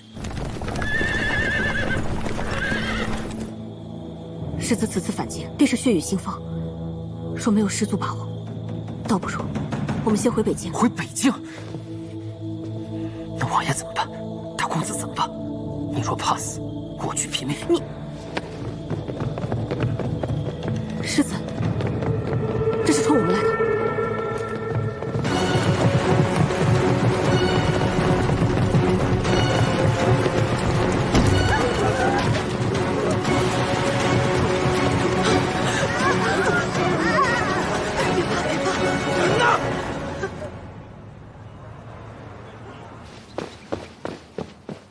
还是没找到谢家玉的藏身之处吗？阿大将军已经率领禁军搜查了整座健康城，没有发现世子妃的踪迹。这2年推行北府改制，禁军也已脱胎换骨，能将健康城控制得如铁桶一般。可谢家瑜竟还能从眼皮子底下消失，这说明谢家瑜也好，萧无一也罢，健康城中肯定还有姑不知道的退路。这说明这健康城依旧不在姑的掌握之中。一城如此，一国何如？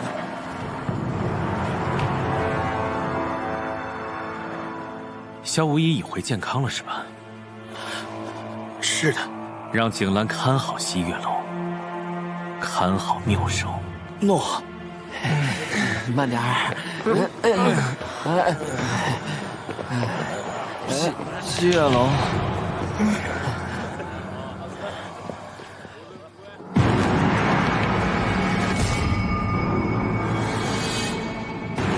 怎么少了一家？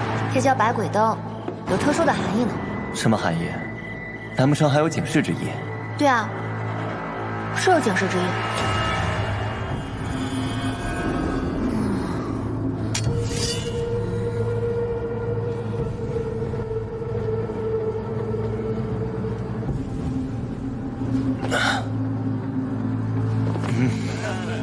接着喝，不醉不归，怎么走。萧无一奸诈狡猾，就算是回来了，也断不会来我这里自投罗网。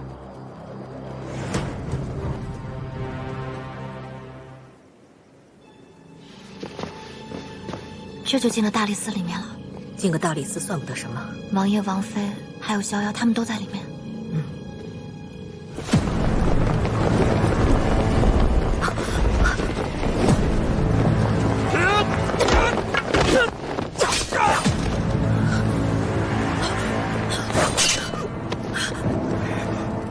瑶瑶，该回家了。你猜到我会来此？我还猜到你会拿萧无一声东击西，怎么，不怕我抓了他吗？你抓不住他的。是，我是没抓住他，还让他跑了。不过，我也猜到你会趁此来劫狱。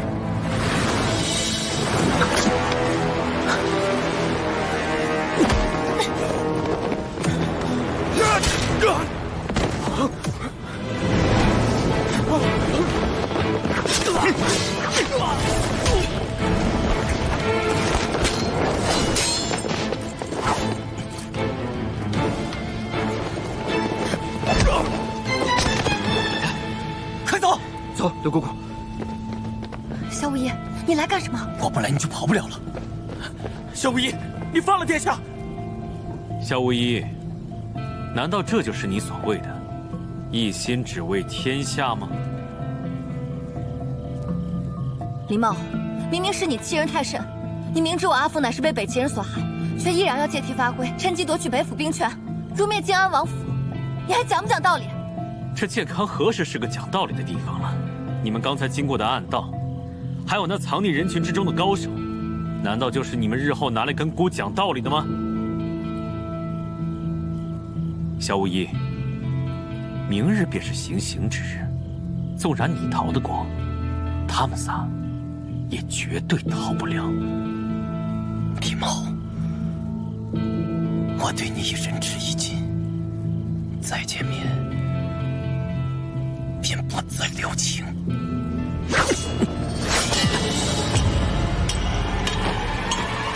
殿下，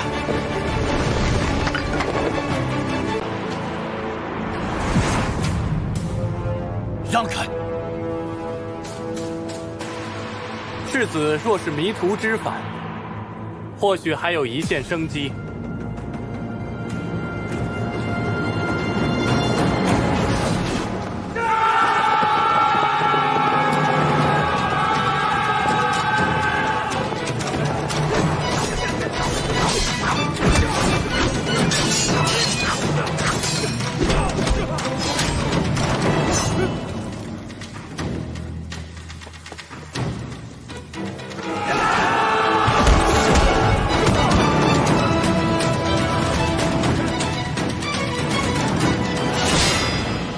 都是大业的子民，我不想看见你们的血。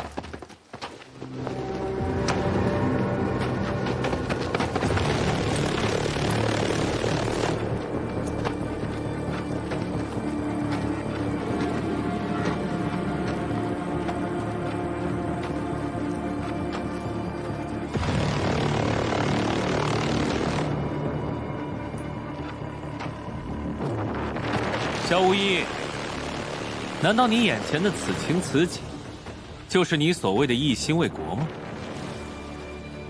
靖安王萧居构陷忠臣，制造冤案，累及大业国运，上京沦陷，其心当法，其罪当诛。然则你今日朗朗乾坤，杀禁军，劫法场，治国法于何？治天下公理于何？天理昭昭，国法难容。今日若不将靖安王府上下伏法，又何以服天下？何以正国纲？林茂，你想要的，我都已经给你了，还少一样。你到底想要什么？师出有名。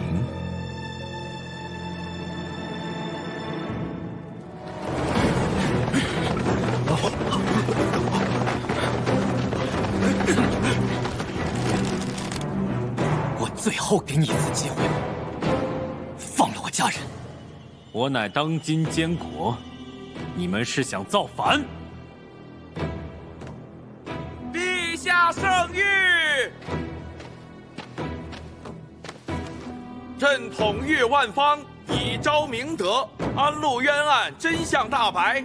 靖安王萧居心怀叵测，构陷忠良。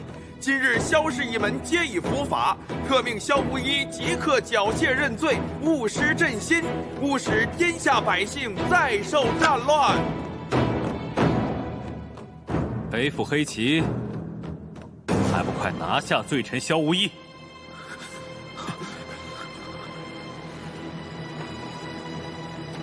你真以为我的北府兵会听命于你吗？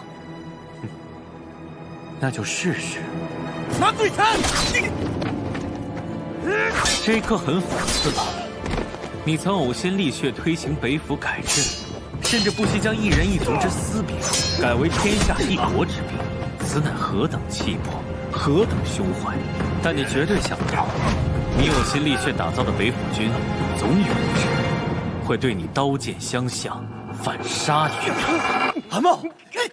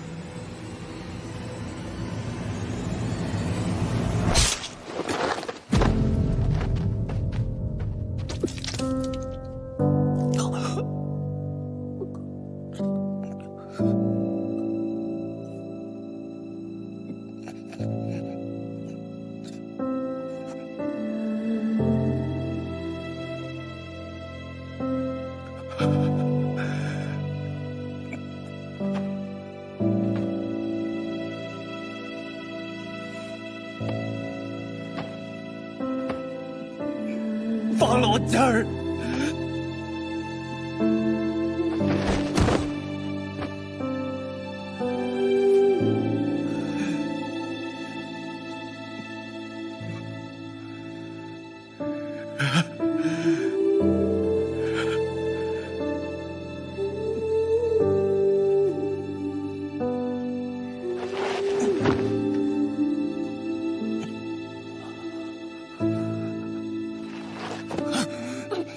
放开我！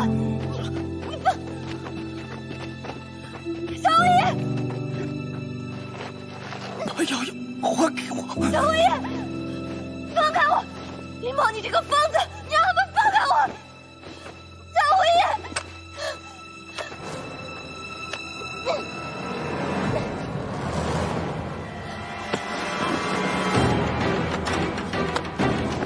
李宝，林某，你疯了！你放手！萧无一，这一剑算我还给你了。林某，你放了！杀！不要扎我剑！砍！不要！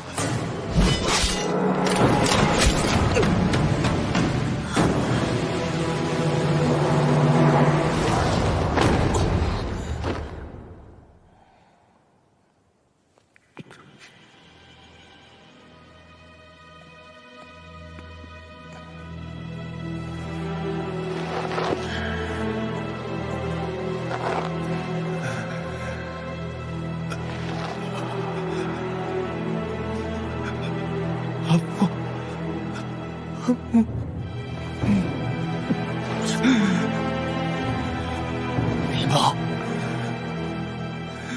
我绝不会放过你。乔王爷！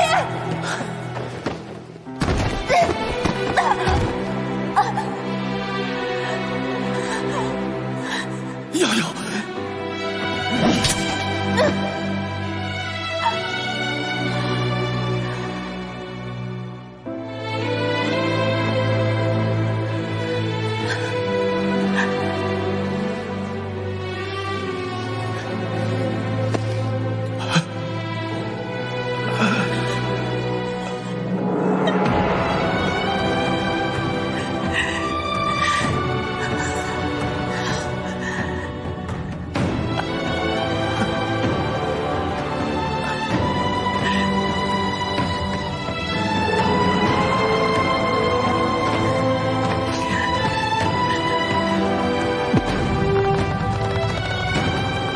捉逆臣，杀叛贼。青龙偃月，保护好世子。把谢家瑜带回宫中。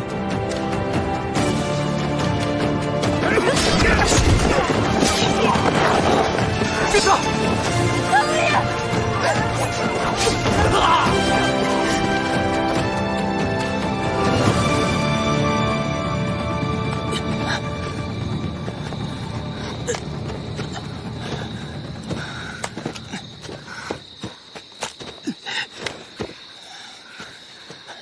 世子，我们现在安全了，该去何处？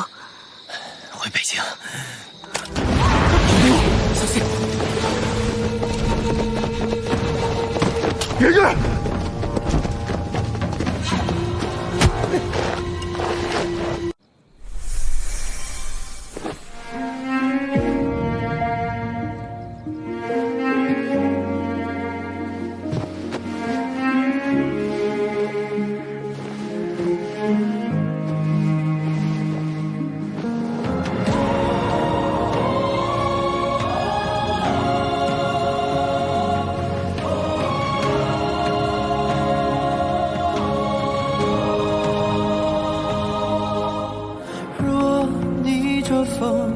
代价为何？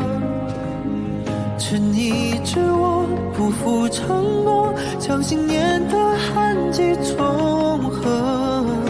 这一程有多长，我只愿与你同往，哪怕生死之间走一趟。明日假节法场，立命作决。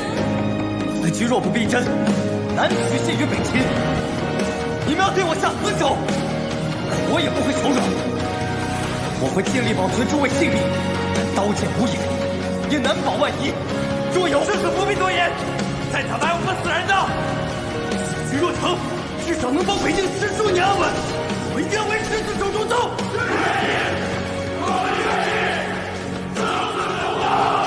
世子，你说过，喜悦无一，与死同袍。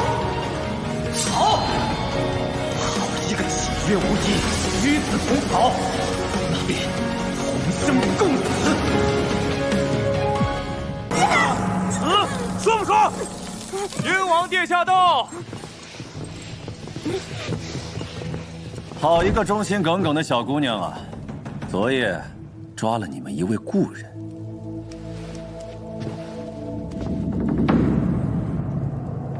青龙。一直跟到这里，前几日一直躲在行营外，想尽办法救萧无一，都没能成功。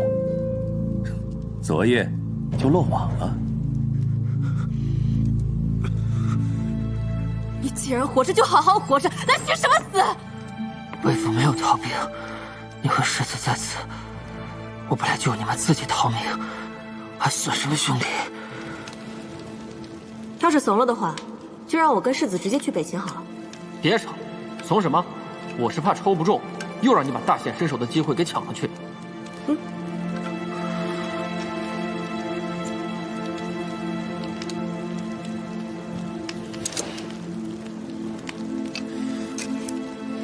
愿赌服输，我赢了。我和世子去北秦做诱饵，你在外面做伏兵。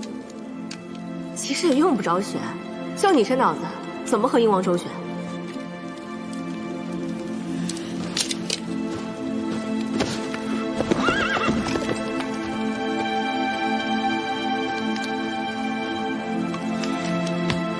你还想用这招骗他几次？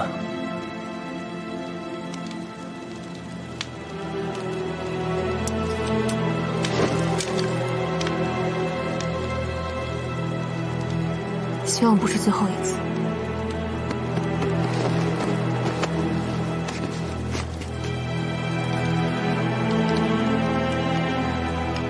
去休息吧，明早上路。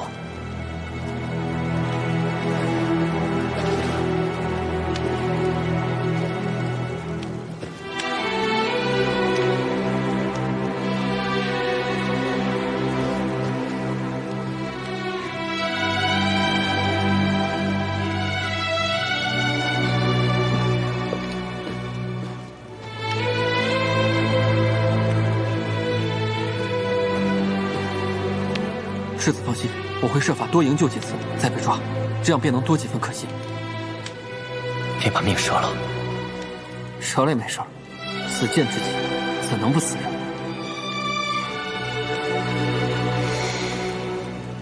这就是你不想告诉颜月的原因。他心软，而且他肯定会选在外头的那个。铁玉这种事儿，一不小心玩脱就没命了。还是我来吧。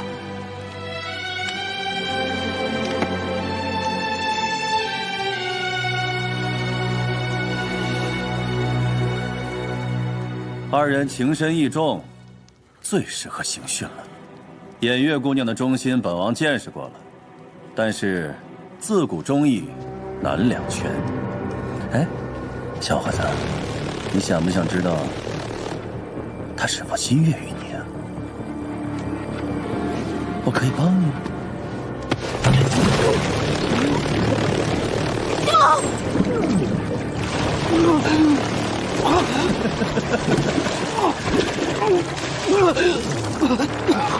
轮着来，这个姑娘不肯开口，接着审她，总有一个愿意的。入。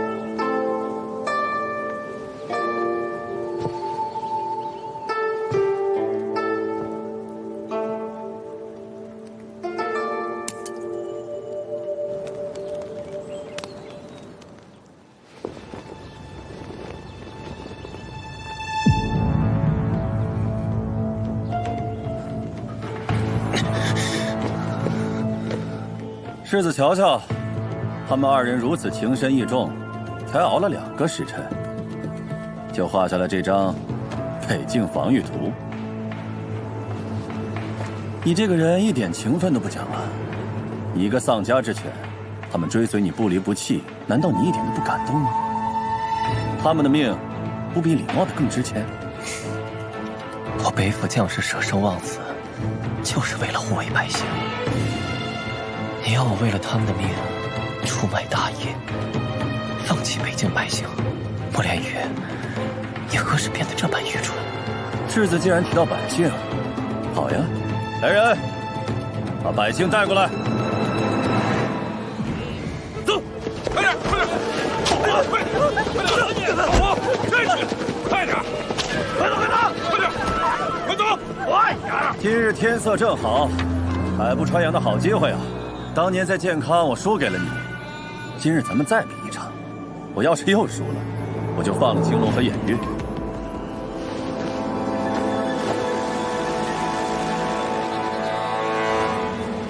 尔等知道他是谁？他就是你们等待了一辈子的文熙太子。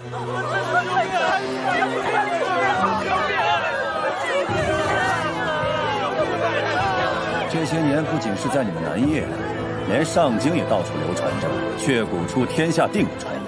这些南叶遗民，谁不期盼有文熙太子再现人间，救他们于水火？如今你既然都来了，我倒要看看你能不能对他们视若无睹。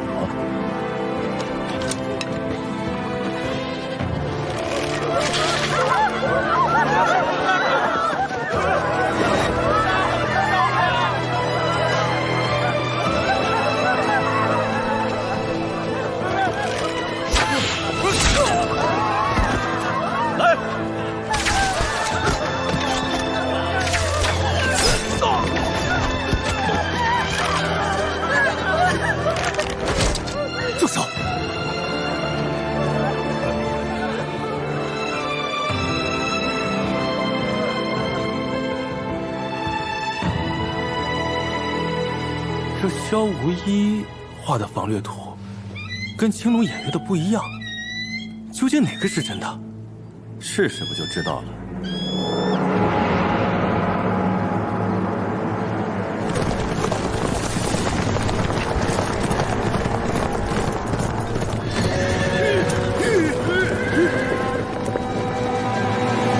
昨夜寅时，殷王派出斥候营，佯攻清溪、颍川、三沙。无一呢？他有消息了吗？还没有，但殷王能佯攻这3个地方，说明他已经开始相信无一了。无一的计划已经成功了一半。鹰王诡诈，不能完全相信。我一定要他活着回来。哦，对了，昨夜有位故人回来，说有很重要的东西要交给你，而且只能交给你。谁？慢点放。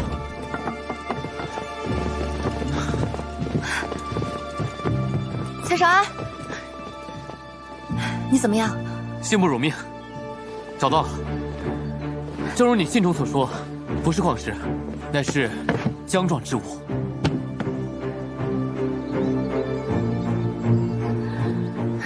把火机离备好，我们现在就是。一定要小心，此物威力远超你想象。再危险也要试。古书中记载，火机里火势如山崩，火舌如电旋，决胜千里沃野。为了打赢这场仗，为了让无一平安归来，再危险，我们也要一试。本王派出的3股斥候，按世子所画的鱼图，果然全军覆没。看来，这鱼图是真的。青龙偃月放了吗？本王言出必行，只要你跟我合作。这鱼图有2处暗错，是我故意留下的。殿下若想合作，还需满足我一个条件。这就好嘛，这才是我认识的萧无一。说吧，什么条件？我要上京。我乃文熙太子，定要率我大业子民重归故都。萧无一啊，萧无一，你这个胃口未免也太大了吧？时至今日，殿下还有资格讨价还价吗？北前小皇帝忌惮你，断粮草，派监军，又欲借李茂之手将你仅有的3万黑鹰军赶尽杀绝。如今利刃已架在殿下脖子上，殿下还有的选吗？我不会要殿下一兵一卒，我只要我大业一民。我能培养出1支北府兵，就能培养出第2支。届时你我联手攻破李茂大军，你便可一路南下，拿下建康，再挥师西进。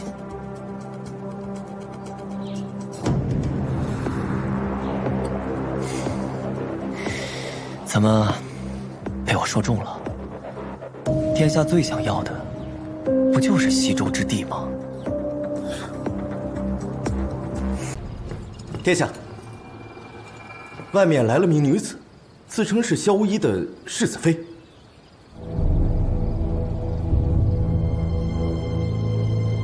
哎，你们放开我！我刚刚都跟你说了，我是萧无一的世子妃。你若是不信的话，直接把她叫出来问问不就行了？哎，萧无一，我在这儿呢。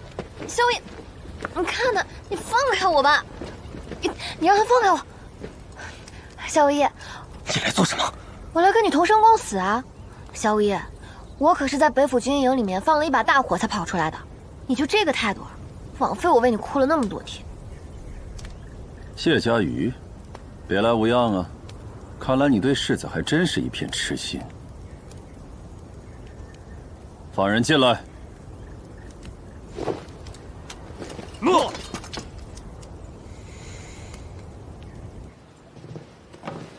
吃食已备好，请慢用。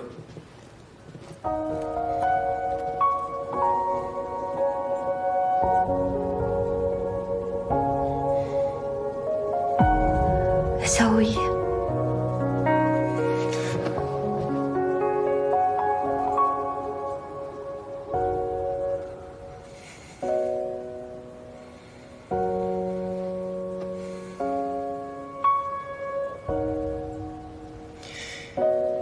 你既已脱离了李茂的掌控，想去哪儿就该去哪儿，何必跑过来自投罗网呢？你傻不傻？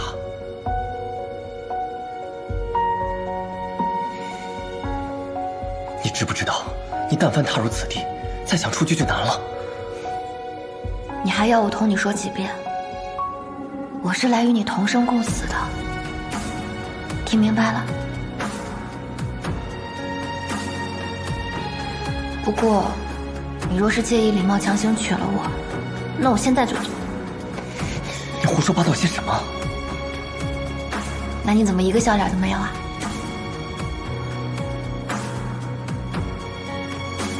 我也抱着必死之心，在外已是声名狼藉，何必让你在我的身边，和我一起受苦呢？你我不是早就承诺过，将来无论你是功成名就，还是万人唾骂，我都会陪着你。我谢家瑜说到做到。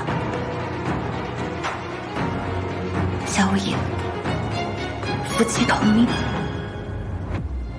我只要你活着。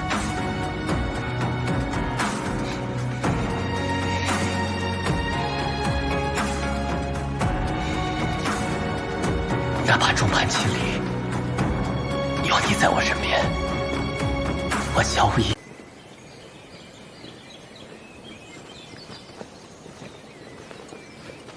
世子，不可再前进了。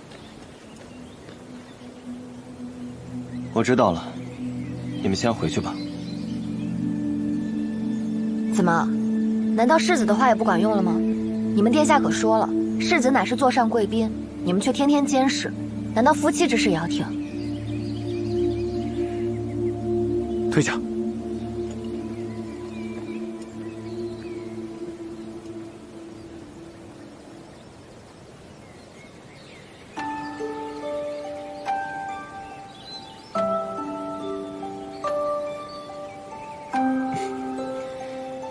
想必燕王以为你是来打探消息的，谁能想到，你当真是来找我赴死的。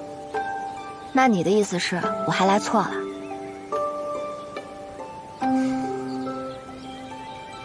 你没错。说实话，看到我来，高兴吗？高兴，我很高兴。那你知道我看到书信时有多不高兴吗？萧无义，你若是再有下回，我绝对不饶过你。要不然，你跟李茂你俩过去吧。也不对，李茂说了，再有下次见面，如你所愿，只是君臣。仵作已经验尸了，乐君死之前就已经服下了毒药，那一剑非你所愿。即便李乐君服下毒药，他注定要离开，但乐君毕竟是他的妹妹。最后这剑，射的是萧无义和李茂曾经的少年情谊。那在战场之上，你们……无论我和一之的关系如何变化，于南叶，于朝局，我们始终都有着共同的志向。这这一点他绝不会变。如今已经牺牲了这么多人，这条路不管再难，也要坚持走下去。乐君他有没有留下什么话？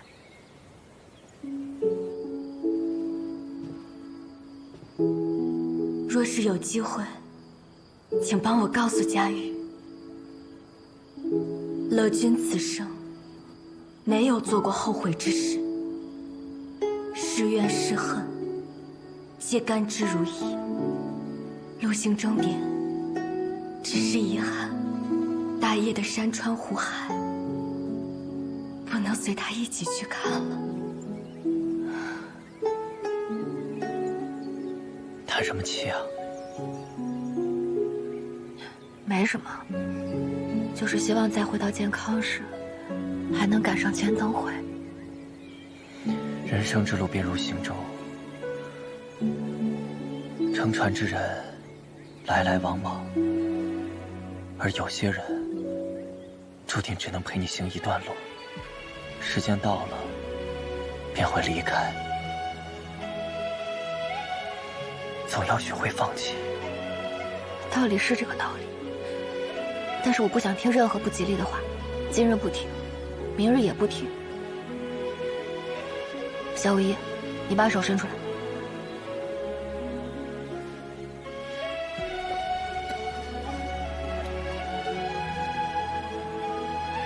这是什么？这个是我去求老神医求的保命药丸，你把它拿好。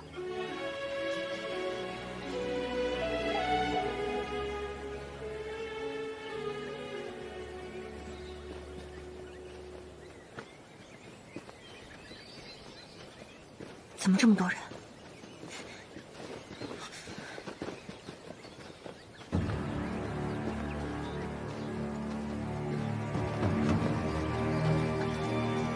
殿下，这是何意？国往今来，将帅出征，家眷为质。这个毒药，李乐君也喝过。只要你我得胜，世子妃与南叶的百姓，定然安然无恙。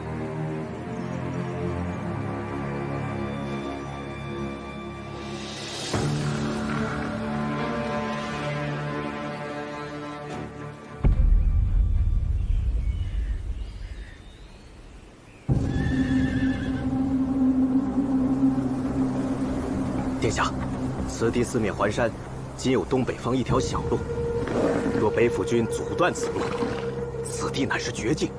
这张舆图虽然是真的，但恐萧氏则另有图谋。传令，一切如常。诱敌。诺。看来殿下从未相信过我。我当真演得这么差吗？世子演得很好，可惜本王不爱看戏。要说世子造反，我信。世子投靠北秦，就算演得再好，我都不会信的。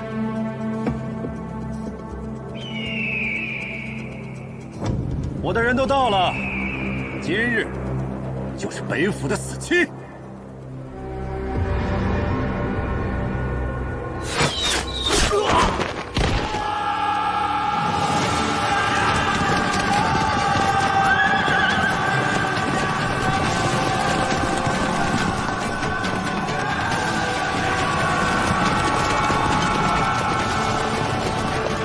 他们都没有死，就这人死，也只会死在战场上，怎会死于你的陷害？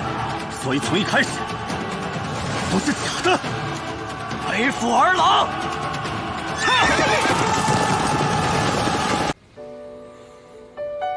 萧无疑，让我做你最坚强的后盾，我与你同路。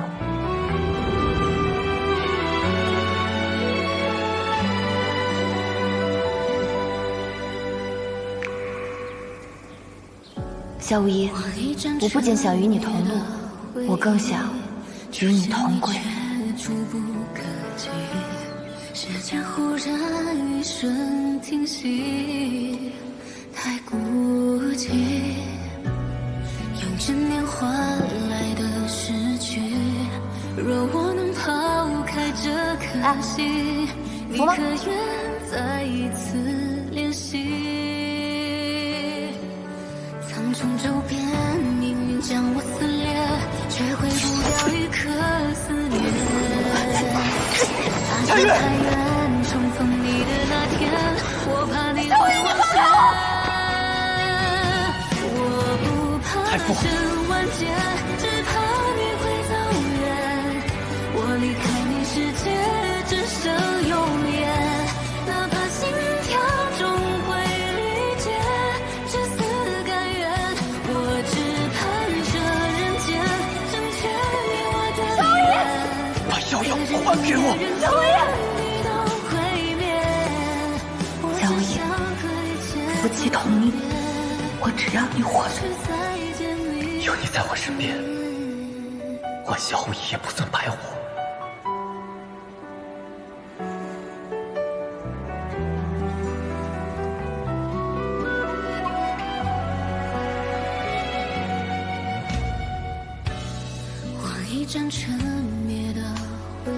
山国有地风，地面之下有溶洞。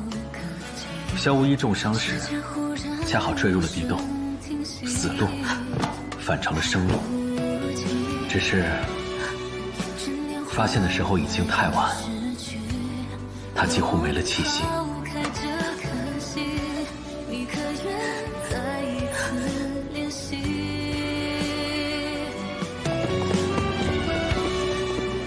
当时你找人找得心力交瘁，高烧不退，自己病得半条命都快没了，我该如何告诉你？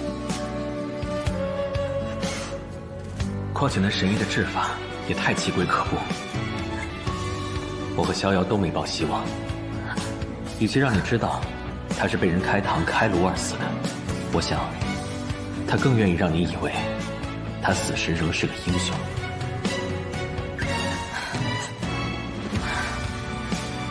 不会的，是我要他为我摊上，是我让他最后为我争了一口气。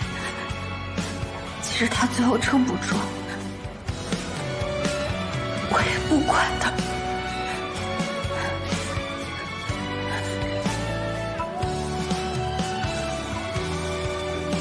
他到底什么时候醒过来的？3个月前，他回了健康，我立刻去信给逍遥。洪州即将进入汛期，他主治休去回不来。后来又跟我说，既然人已经活过来了，晚点见也无妨，让我立刻去寻你。可我知你不愿听健康消息，便通过妙手传信。结果你还是没有回来。若不是北秦小皇帝正好死了，终于让你有个理由回来，否则我还真得派人去把你抓回来了。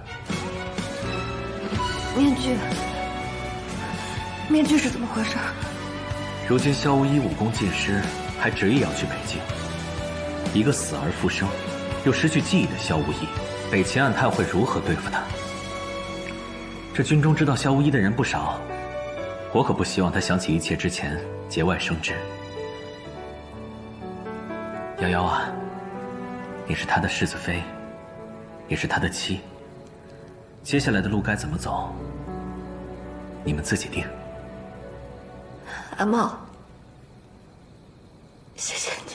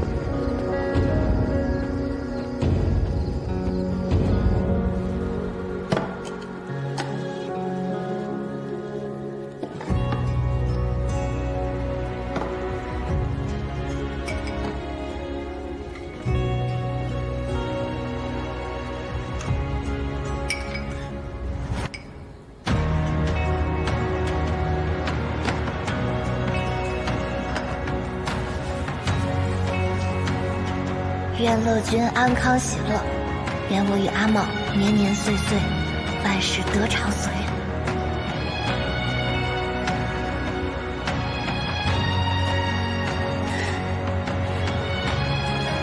谢谢老板。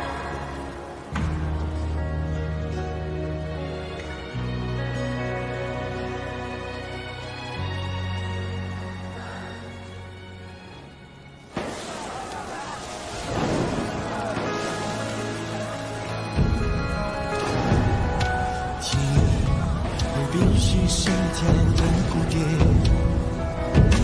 如你奔赴而来的热烈，北府军只有勇往直前，势如破竹。只为你而来，哪怕明知心无欢喜，若能够也能记忆的空缺。瑶瑶，无论将来谁再来抢，我都不会再放你走。若能就一个成全，用尽我所有想念，只因在与你相见，有你的方向怎会遥远？来不及说的契约，无法割舍的。将来无论你是功成名就，还是万人唾骂，我都会陪着你。我谢家瑜说到做到。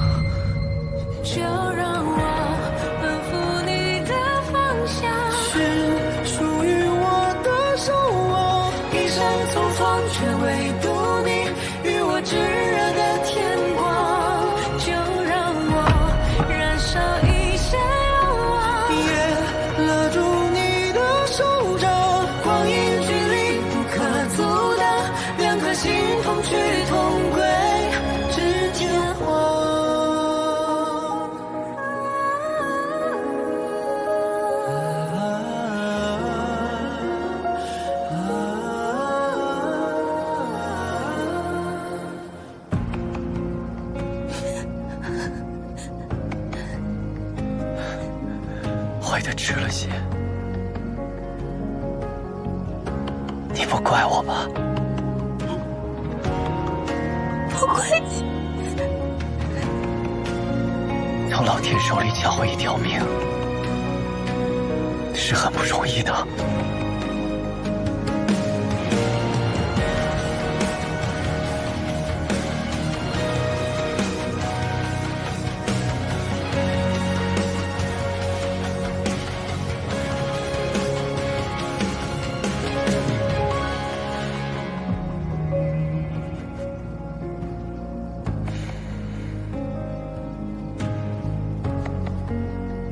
我在许愿树下拿到此物，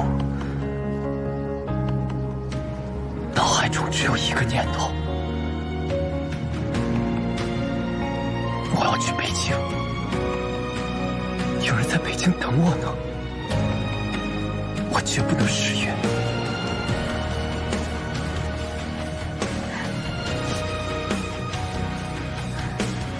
谢佳玉，你已在祈福树下许了我3声。可不许反悔啊！绝不背叛，3生无悔。就让我燃上一